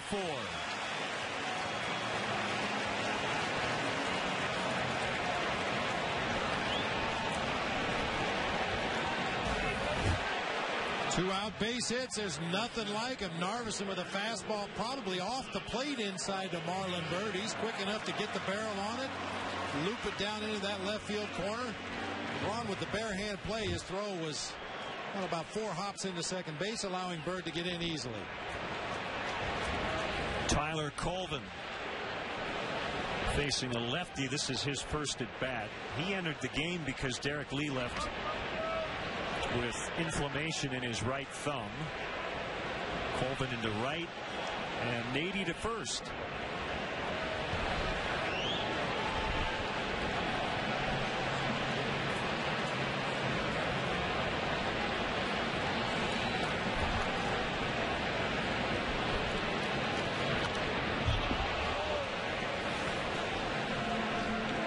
Talked about this many times.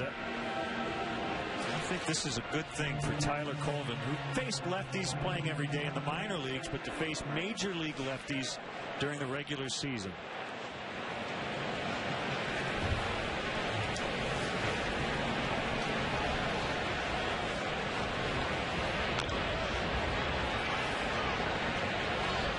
You mentioned Tyler Colvin came in to take over for Nady, who took over for Derek Lee. You can see the reaction there coming out of the batter's box. Sometimes you get a jammed thumb or a bone bruise on your hand that just will not go away. If you mishit a ball, you feel the vibrations in that injured area. And I'm sure Derek Lee is up in the training room getting some treatments right now. And if you ask him how you doing, he'd say, I'm fine. And hopefully he will be. Swing and the miss to end the inning. An unearned run, making it Cubs 9.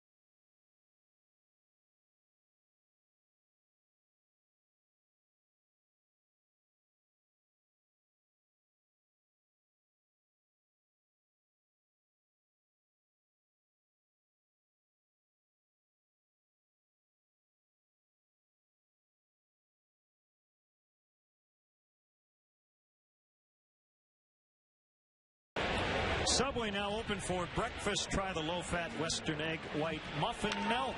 Made the way you want. Build your better breakfast at Subway today. Subway, eat fresh. Marlin Bird the catch right up near the vines. The ivy not in yet. As Corey Hart flies to deep center. Nice body control by Marlin Bird. He's looking over his right shoulder, turns, looks back over his left shoulder, picks up the baseball and catches it just in front of what will soon be beautiful green ivy out there.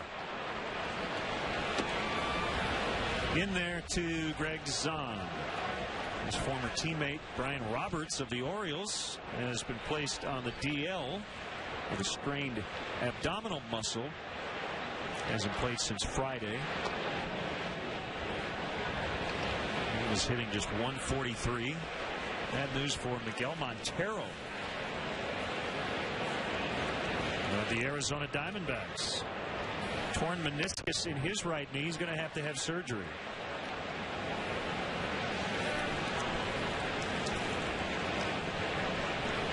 Lance Berkman will not be here at Wrigley Field this week.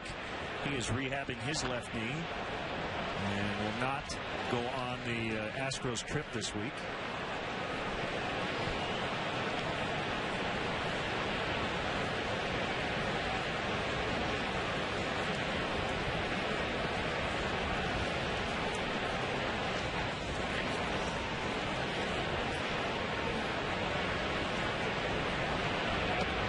Swing and a miss. Strike three. Zahn's struggles continue.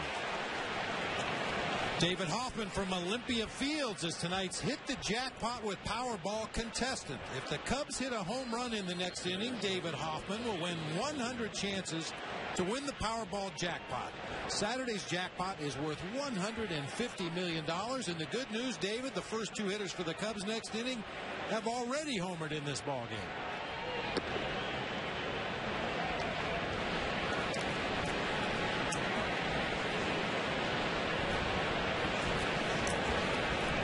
Single and a run for Escobar his last time up. Scored on a Ryan Braun homer. Squared the bunt, pulled it back as the pitch was up.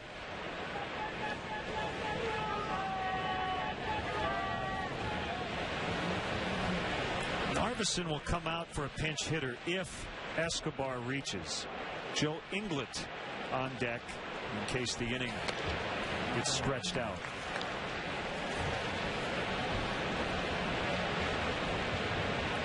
Carlos Villanueva up in their bullpen. Fly ball to right. Colvin went back, now in. And he has it. Cubs still lead by 5 as we go to the last of the 6th. Chicago.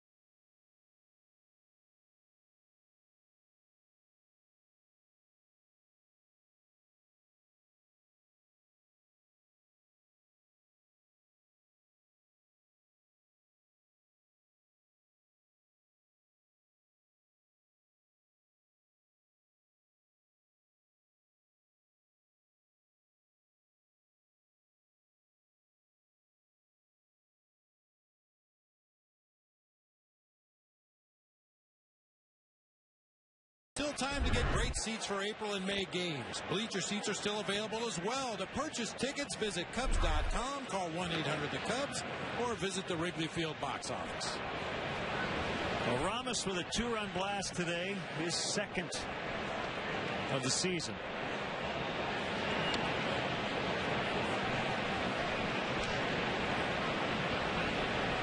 His average has gone up 30 points from 130 to 160. Doesn't take long with a good performance. Marlin Bird's gone from 105 to 217 with his 3 hits.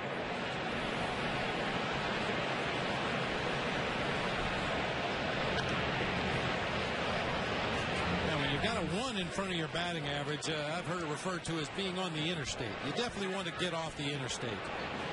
I-75, I-40, whatever the case may be.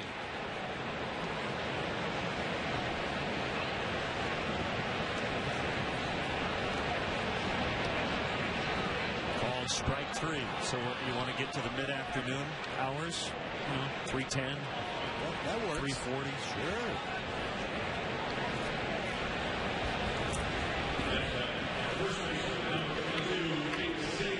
It's a review from the beautiful new PNC Club on the third base line.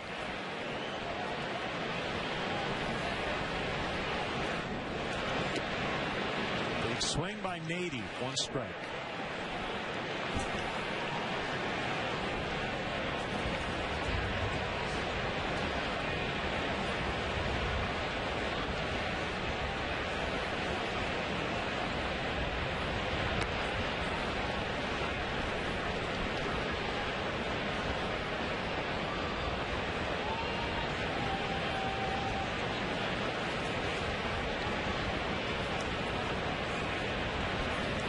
With a 3-run homer in the third.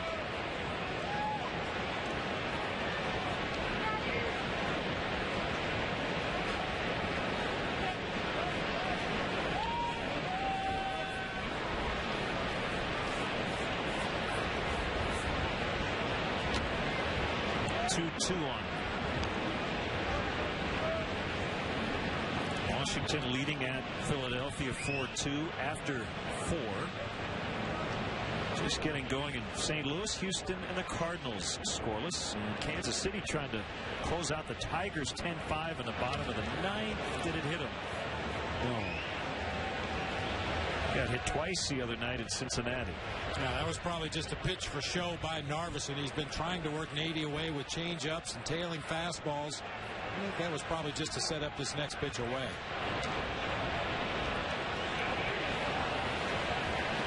Bottom 1, Boston and Minnesota are scoreless at brand new Target Field.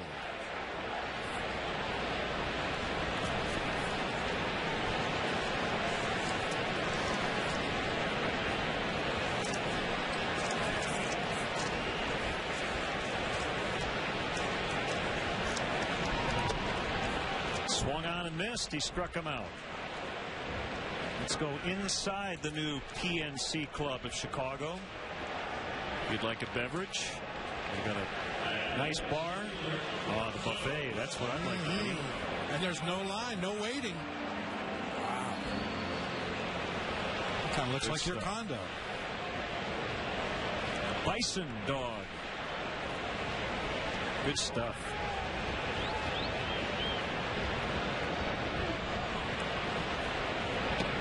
I love the line in today's USA Today. Joe Mauer will hear words never uttered at a home game he has played in for the Twins, weather permitting. First outdoor game at home for the Twins since 1981. 65 and mostly cloudy right now in the Twin Cities. I don't know if such numbers are kept, Len. I would assume that somewhere somebody keeps them. I wonder how many runs scored at the Metrodome because balls dropped in the outfield or infield. Opposing players come in there for the first couple games of the series. It's hard to find pop-ups against that roof at the Metrodome. I wonder how many runs they score over the course of the season because of not necessarily errors, but just balls that drop because the opposing team didn't see him. Good question. Soriano went around. Zahn picks it up, throws him out. Narveson strikes out the side. Chris Chelios, former Blackhawk.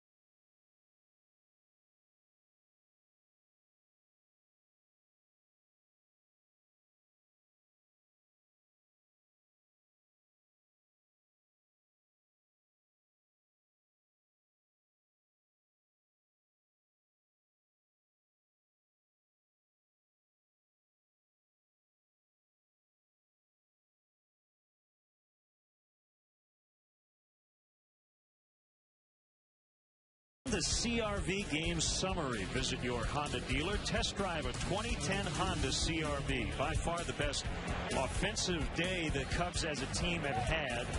Bunch of home runs. Marlin Bird 3 for 4 and knocked out Doug Davis early. Inglet for Narveson. Colvin from right to left. Fukudome now playing right. Soriano is out. 0-2 on a pinch hitter.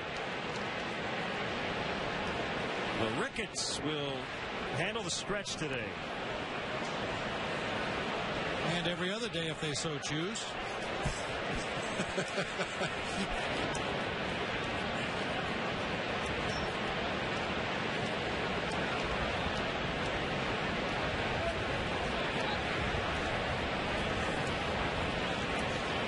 Narveson was good. He gave up a run. It was unearned. He struck out 4.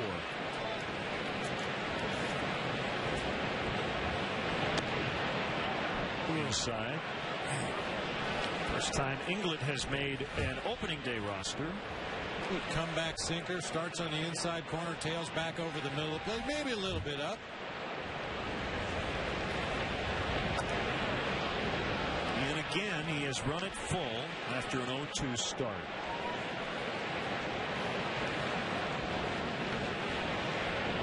Probably be it for Demp this 7th inning. His spot due up third in the bottom of the inning. That is rocketed deep to right. And it's fair. Inglet on his way to third. And he's going to get there with a triple. Just fair and just missing a home run.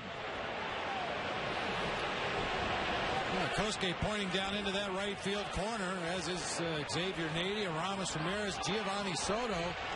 Kind of got out of our line of sight from up here in the press box. I'm not sure.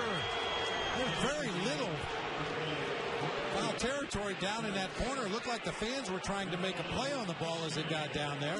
Lou's going to ask for an explanation from first base umpire Ted Barrett, who was responsible for the call. See a long run for Fukudome. I think Lou was just told, I will ask. So they're going to get together. This is not a replay situation because there's not a question of whether it would have been a home run or not.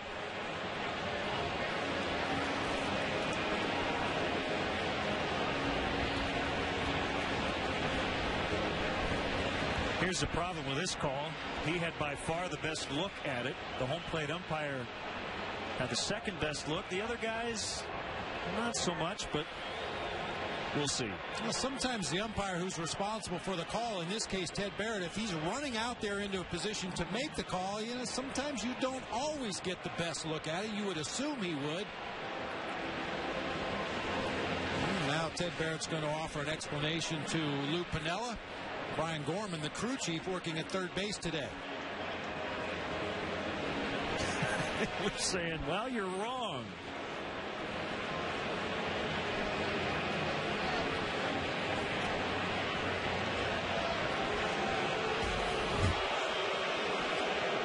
Well, this is probably the best angle we have. You see as that ball gets down the right field line. It just kind of disappeared. Some of the fans in the front row there kind of had their hands out in an attempt to make a play. Not much foul territory once that ball gets down in that corner. So it is a triple for the pinch hitter. England brings up Weeks with double barrel action in the Cubs pen. Samardzija and Russell just got up. Weeks went too far. One strike.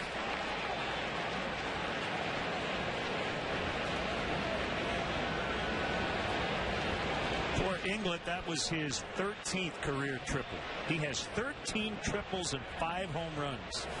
Tells you a lot about the type of hitter he is. Not a lot of power, but can leg out some 3-base hits.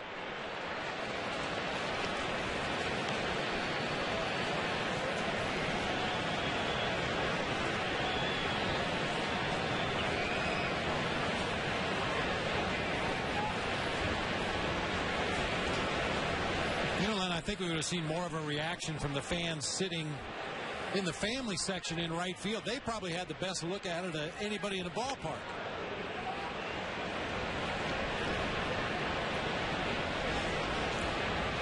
Those people sitting along the front row there behind the right field fence near the foul pole probably had the best look at that play down in the right field corner.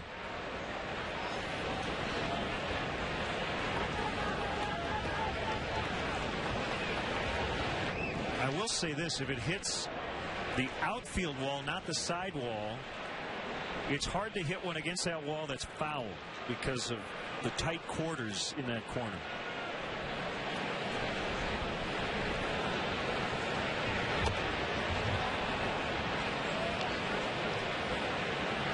Well, there's that area you're talking about. You see the foul pole right there, just maybe a foot between the foul pole and the side wall.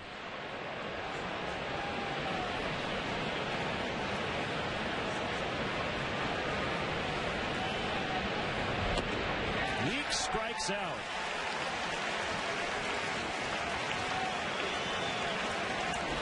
Good hard slider that time from Ryan Dempster. Elevated a couple of fastballs, tried to get Weeks to bite on those. He laid off and then comes back down with a pitch that looked like it was going to be in the bottom of the strike zone and sweeps right out. That's it for Dempster.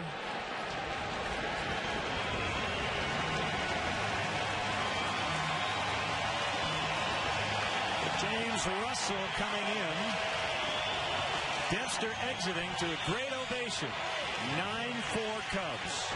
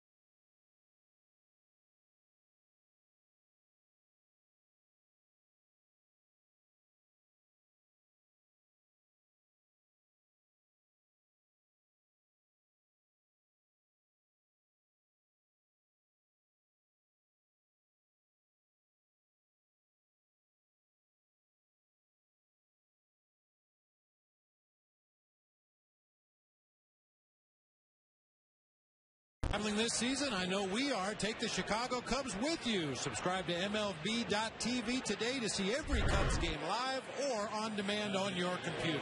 Visit Cubs.com to order and get more details. MLB.tv, baseball everywhere. Rookie lefty James Russell will face Jim Edmonds with a runner at third. And one out. The Cubs lead 9-4. That's a strike on the outside corner.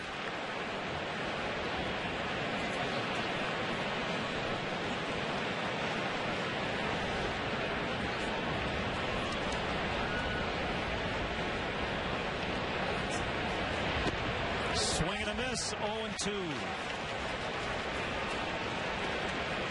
The Ricketts family ready to sing. They were posing for a picture. That was nice. Todd, Tom, Laura, and Pete.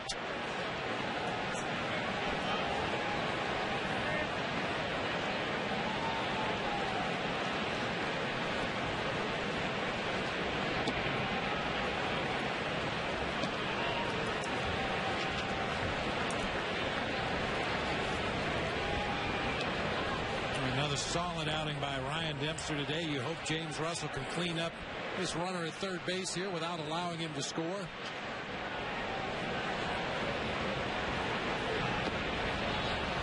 really, the only bad mistake that Dempster made was the pitch to Ryan Braun that he rode out of here for a 3-run home run back in the 5th inning.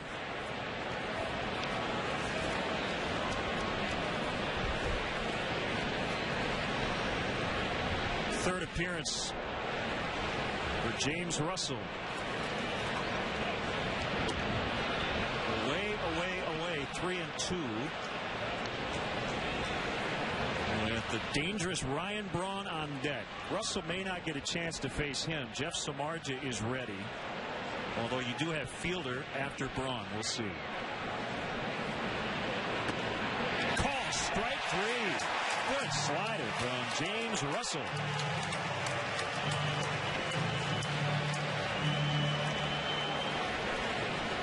Russell will throw a couple of different sliders, one that'll sweep and stay in the strike zone, and another harder, shorter slider that he'll try to throw at the edges of the strike zone. Perfect pitch that time to get Jim Edmonds looking.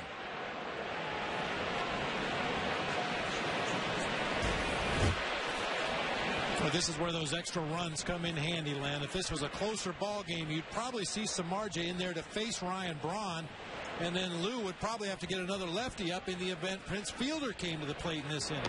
But that 5-run cushion gives you the option of leaving the lefty in to face Ryan Braun. That's exactly what we've been talking about the last couple of days. There has been no room for error late.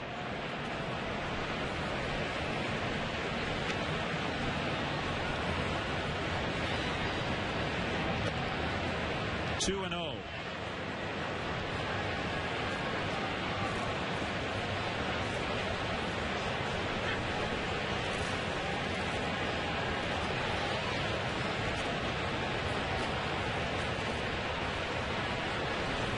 England tripled to start the inning. He is still at third with 2 outs. Called strike. Solo's throw is high back to Russell, but he was able to get it. That's why the middle infielders with the runner at third base always take a few steps toward the middle of the infield on the throw back from the catcher, just in case it gets away.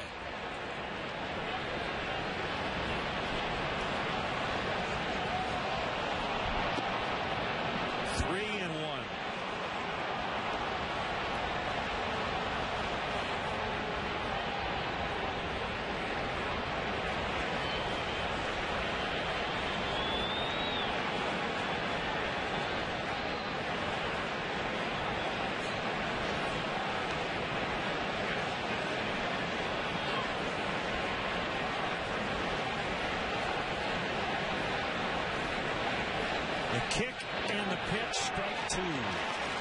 Gotten a couple of breakers over for strikes in this at bat. Well, that's a key for any left-handed pitcher facing Ryan Braun. If you can throw something other than a fastball when you're behind in the count, you have a good chance that he's not going to offer at it.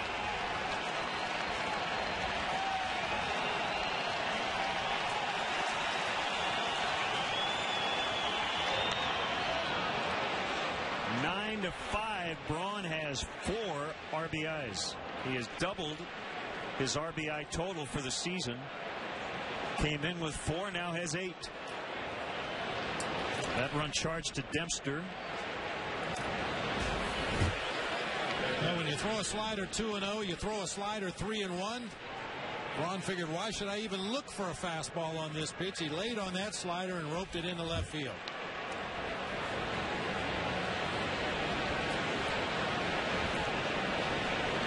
Here's Fielder.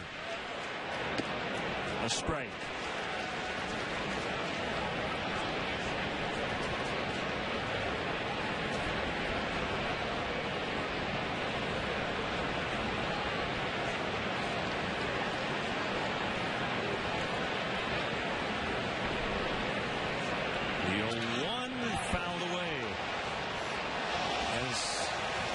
Seems to be the tradition with the 7th inning stretch. The guest comes up after a quick start to the inning, and then it seems to slow down. And I think Tim Robbins set the record about 25 minutes. Hopefully this inning will end very shortly. Russell trying to put away Fielder. 1-2.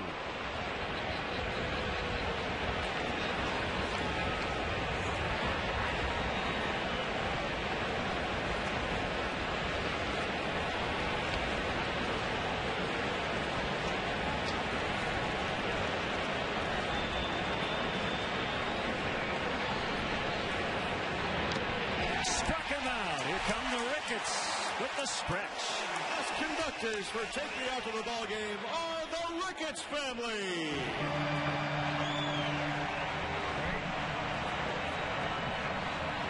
All right. Let me hear you now.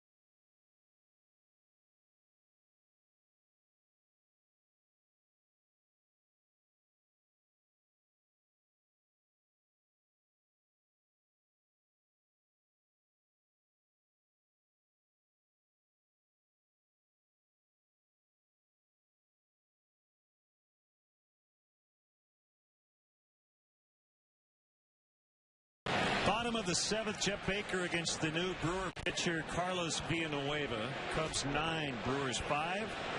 Tom Ricketts, Cubs chairman, in the booth with us after a great 7th inning stretch. You guys can sing. Oh, yeah. Lots of hard work went into that. Edmonds in shallow right center makes a catch on a beautiful day for the home opener, the 95th here at Wrigley Field, and out and about before the game today. Yeah, we're going to be around. I mean, we're obviously fans, and we're going to be in the crowd a lot and out talking to folks. And I just thought today would be a great day to go meet people. It's also a beautiful day. Just couldn't be a better opener. Did you ever think you'd have to buy a ball club to sing the 7th inning stretch, Tom? Yeah, it was worth every penny, Bob.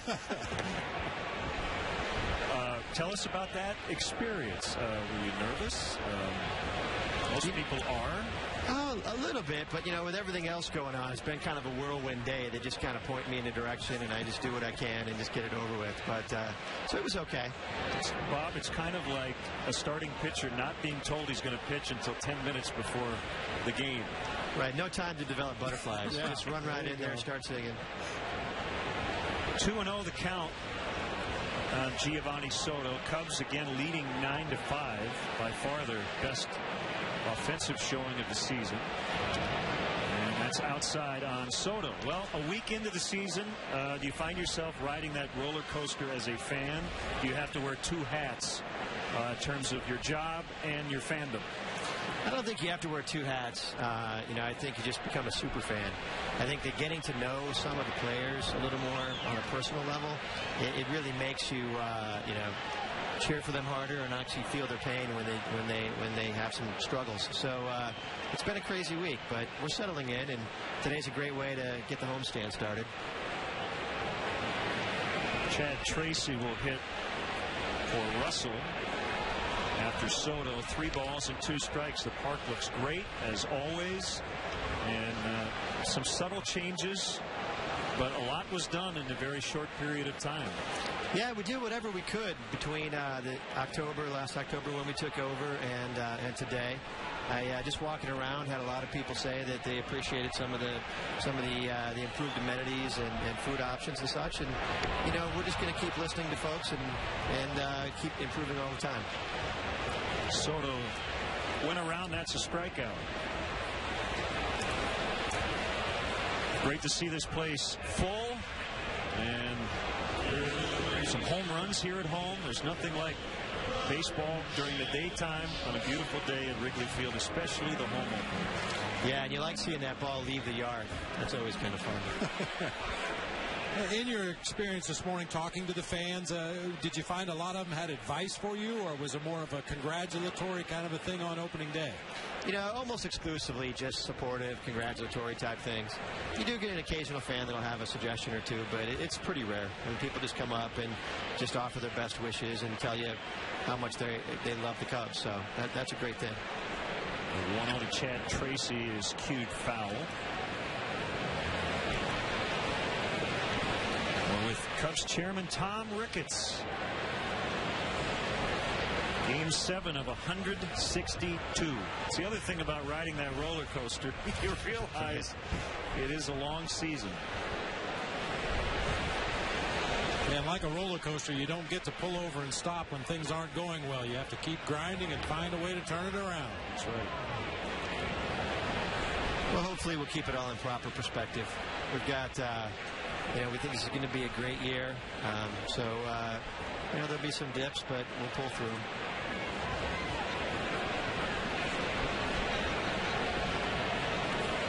Long look by Villanueva. And now he steps off. One of the additions for this season, Family Sundays. Kids get a chance to run the bases after the game. That'll be fun. Yeah, we're trying to get a little more of a family feel some of these days and let people get on the field a few more ways than they have in the past. And the family got to throw out the first pitch. Also a great way to kick off the home schedule. Tom Ricketts.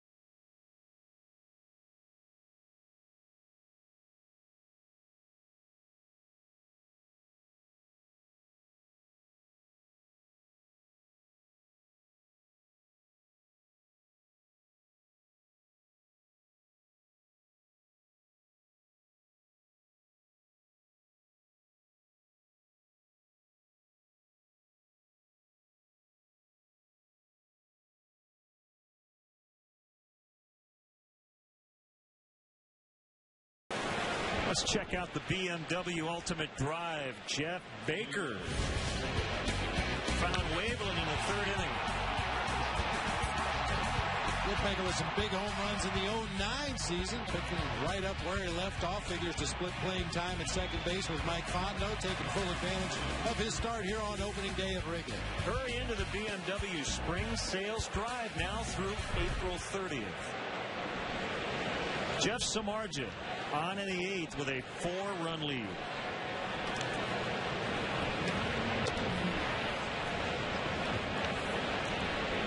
Facing Casey McGee.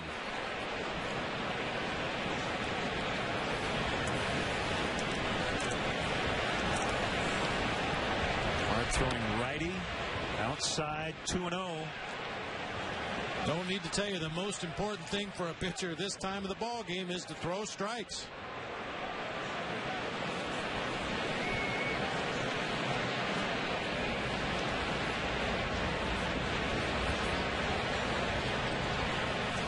Just a second appearance, first in a week for Jeff. It's a regular season opener, and it did not go well. Only got 1 out, gave up 6 runs, 4 were earned.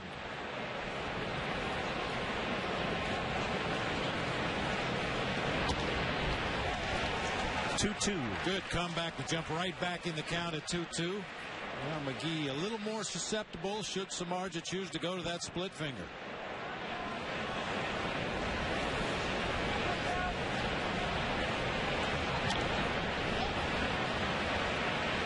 Nady over near the tarp.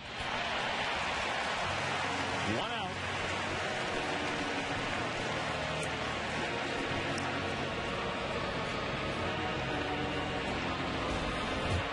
Nady, as you mentioned, has played 82 previous games at first base, but his first one here at Wrigley, just kind of checking it out over there by the tarp. Had about 1 more step before he had to brace himself against the tarp. Up and in on a breaking ball to Corey Hart. Todd Coffey up in the Brewers pen.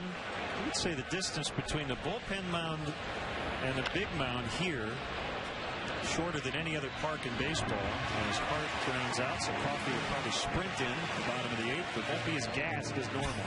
Let's step aside and see what's coming up on WGN. Wayback Wednesdays with Winslow. Wednesday at 8 East 5 West on WGN America.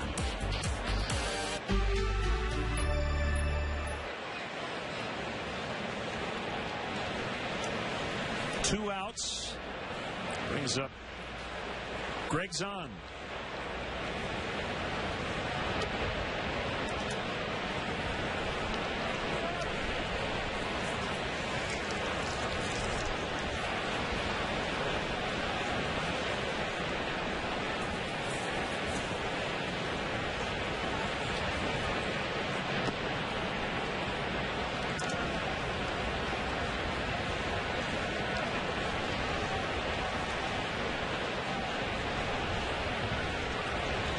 Samardzija's ERA was 108 going into the inning. And it went down to 54. Now it's down to 36. Just like we were talking about the batting averages going up quickly early in the season before you accumulate very many at-bats, the same thing can be said for the ERAs, especially out of the bullpen. String together a 4 or 5 game outing streak where you're putting zeros on the board, you can whittle that ERA right down to respectability in a hurry. How many times can you say with 1 out recorded his ERA went down by 54 runs?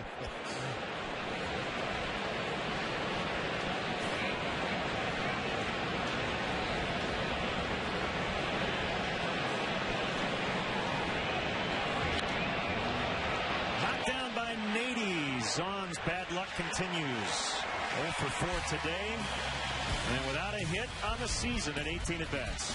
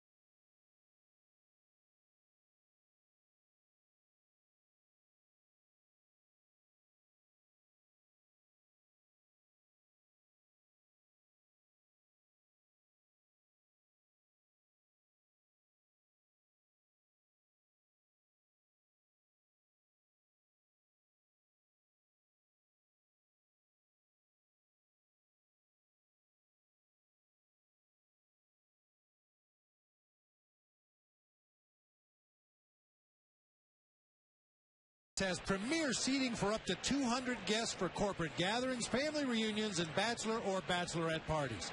Individual and group tickets are available for all games. For more details, go to www.wrigleyvillerooftops.com or call 773-248-ROOF. Cubs leading by 4. 9-5 here in the home opener. Trying to get to 3 and 4. Off day tomorrow. Everybody can unpack their bags and boxes, get settled into their Chicago residence, and get back out here on Wednesday. Right-hander Todd Coffey.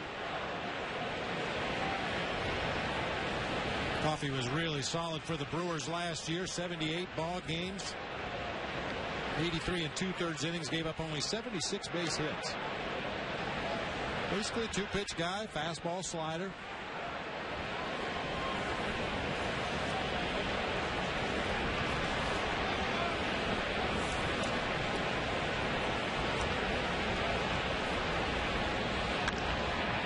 Inside out swing from Terrio. Gets his first knock here at home. 1 for 4 today. 1 for 4 on the ball game with a walk and a run scored and a stolen base, but he's had a couple of really good at-bats in this ball game, forcing the Brewers pitchers to really throw a boatload of pitches to get him out. Closer will get the 9th and a non-save spot.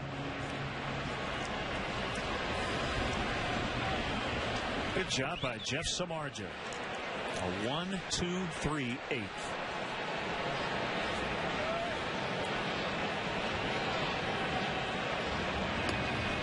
If you've never seen Todd Coffey pitch before, a little quirky out there. He looks over his right shoulder to check on the runner at first base.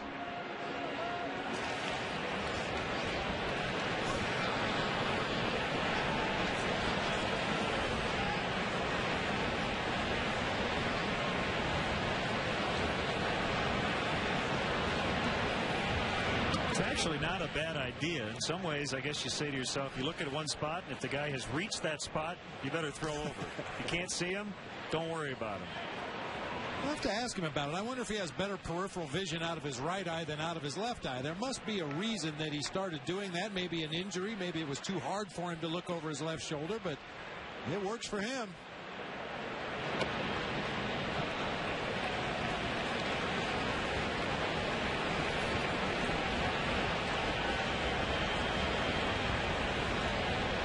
Big day for Marlin Bird. 3 for 4.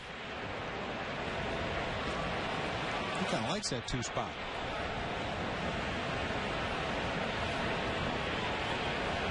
This is a lineup you might see a lot against lefties, with Bird in the 2-hole and Nady batting 5th.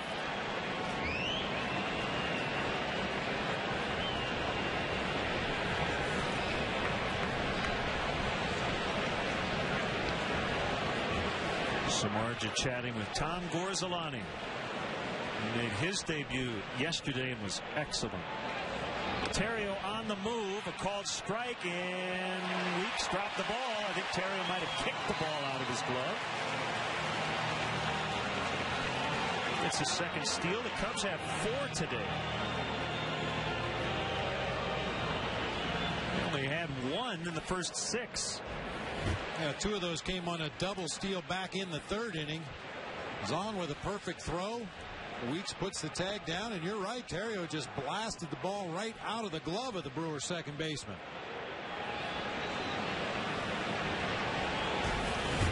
That's why those middle infielders want to get that tag down and get it out of there as quickly as possible to avoid that.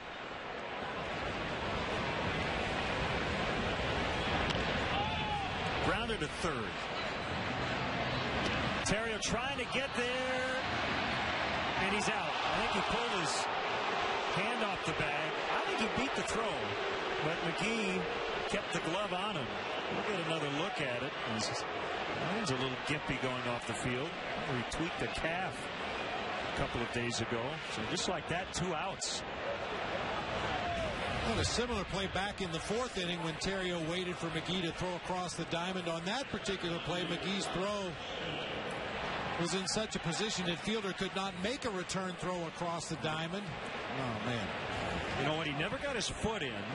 He tried to go with a hand. And yeah, it looked like if he might have gone straight into the base with that lead foot, he probably could have got in underneath that tag.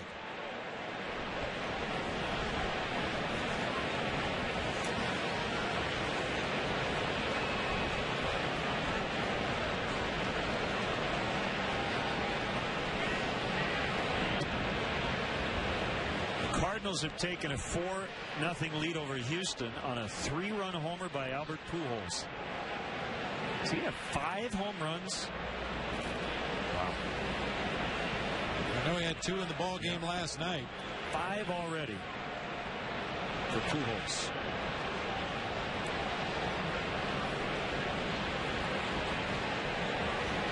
Now, we can sit here and say all we want, it's early, and it is. But the Cardinals look to be stacked. If you slip too far early, well, they're going to sprint right past everybody in this division.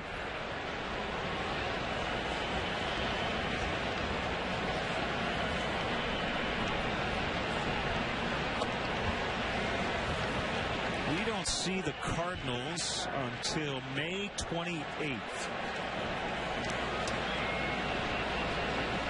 Cubs will not play in St. Louis until August 13th.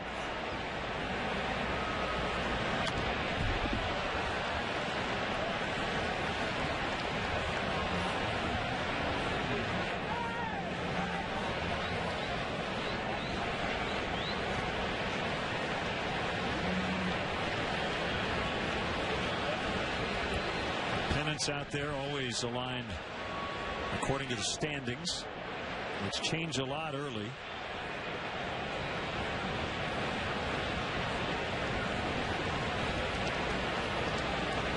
So the Astros start their year 0-6 at home, and for a reward they go to St. Louis. Outside the Colvin, ball 4.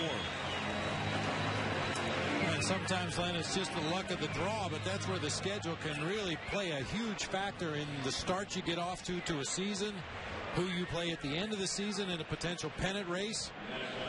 Cubs have a nice stretch right here where they're playing, I believe it's 29 games in a row against teams who were sub 500 last season.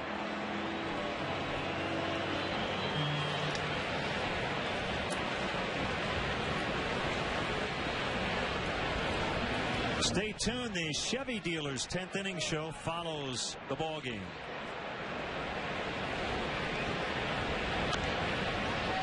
Foul by Ramirez. Just the 3 true outcomes today: a walk, 2 strikeouts, and a home run. Pitcher, catcher, and batter. That's all you've needed for his at bats. Well, and some fans to catch his home run ball. Yeah.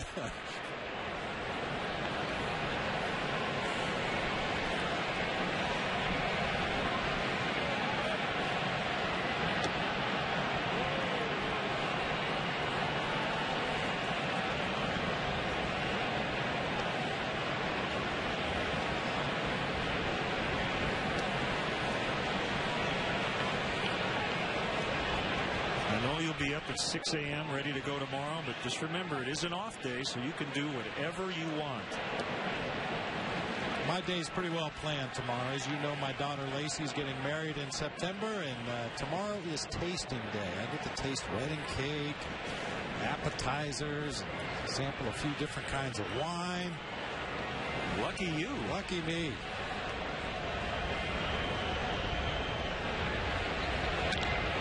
Sharply hit on the ground. Escobar underhands to Weeks to end the inning. A hit, a walk, a steal, but no runs to the 9th. Cubs lead by 4.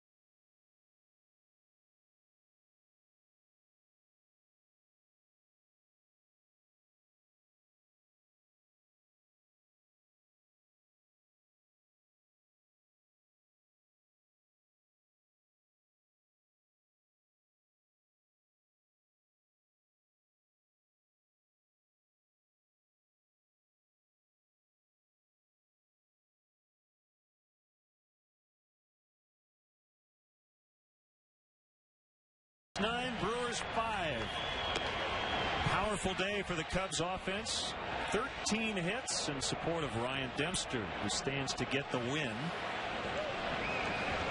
It's Carlos Marmol, the closer, on in a non-save situation with his team leading by 4. Thought the other day in Cincinnati, he was as good as we've seen him in short relief. He was really good, especially with that slider. That's his bread and butter pitch. He'll throw it when he's behind in the count. He'll throw it when he needs a strikeout. Really had good command of it. Not that time. Ball 1 on Escobar. It's a really big key for him to throw strikes to the first couple of batters. You don't want to even think about facing Braun and Fielder in this inning. If you do, probably have the tying run near the plate.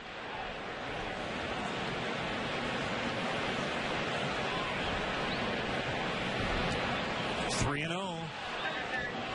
I know Carlos Marmol's best pitch is a slider. I just said that. But in a 4-run ball game, a 2-0 count to the number 8 hitter in the opposing lineup, a slider way in the dirt away, I don't know if that's the right pitch. And Escobar looks like he's not going to swing till he takes a strike. Now for sure, but even early in the at-bat. I think all these Brewers hitters might be in that mindset until the tying run comes up. Well, it used to be a given, Len, when you were trailing in a ball game late. Well, most managers wanted their hitters to go up there and take until they got a strike. Unless you had your home run hitters at the plate with some guys on base. Obviously, that changes everything. But with Craig Counsell making his way to the plate to pinch hit for that pitcher spot, you've got to believe he's going to take till he gets at least one strike. Counsell's not afraid to hit with 2 either.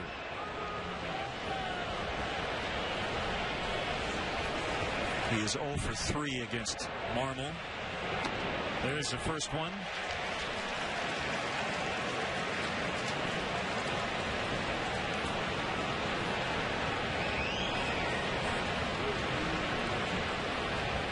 Counsell nearing 40, and he still looks like he's 21.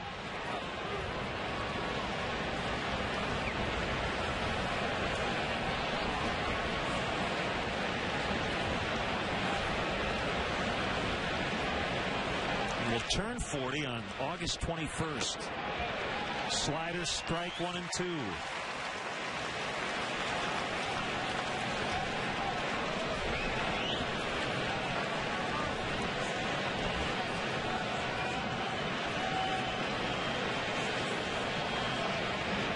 Struck him out on a slider.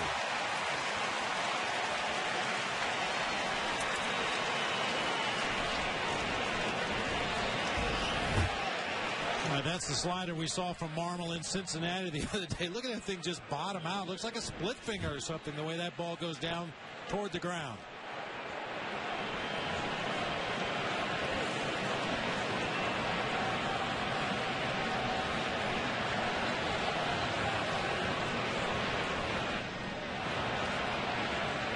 They've cooled off Weeks a little bit. He came in red hot. Has reached once on a single, but he just got hit by a pitch. Bringing up Jim Edmonds. And the tying run will now jump into the on-deck circle in the form of Ryan Braun.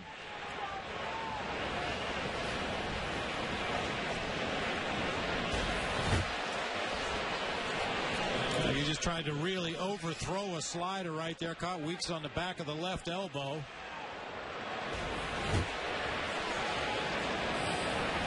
What a double play ball. And let's leave Braun in the on-deck circle. Line shot, caught. How about a double play right here? Got him! Cubs win! It wasn't a ground ball double play, but he lined into one. And the Cubs hold on 9-5, and the tying run never does come to the plate.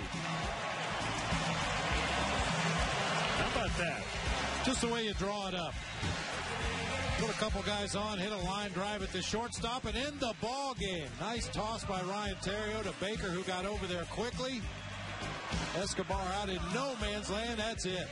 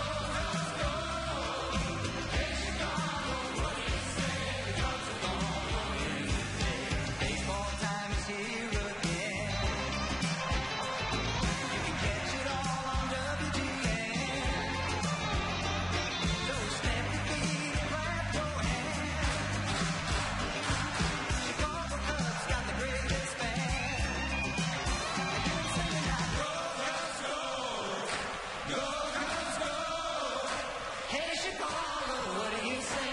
The Cubs are gonna win today. Let's go! Marlin Bird down on the field with us. Marlin, Len and Bob with you.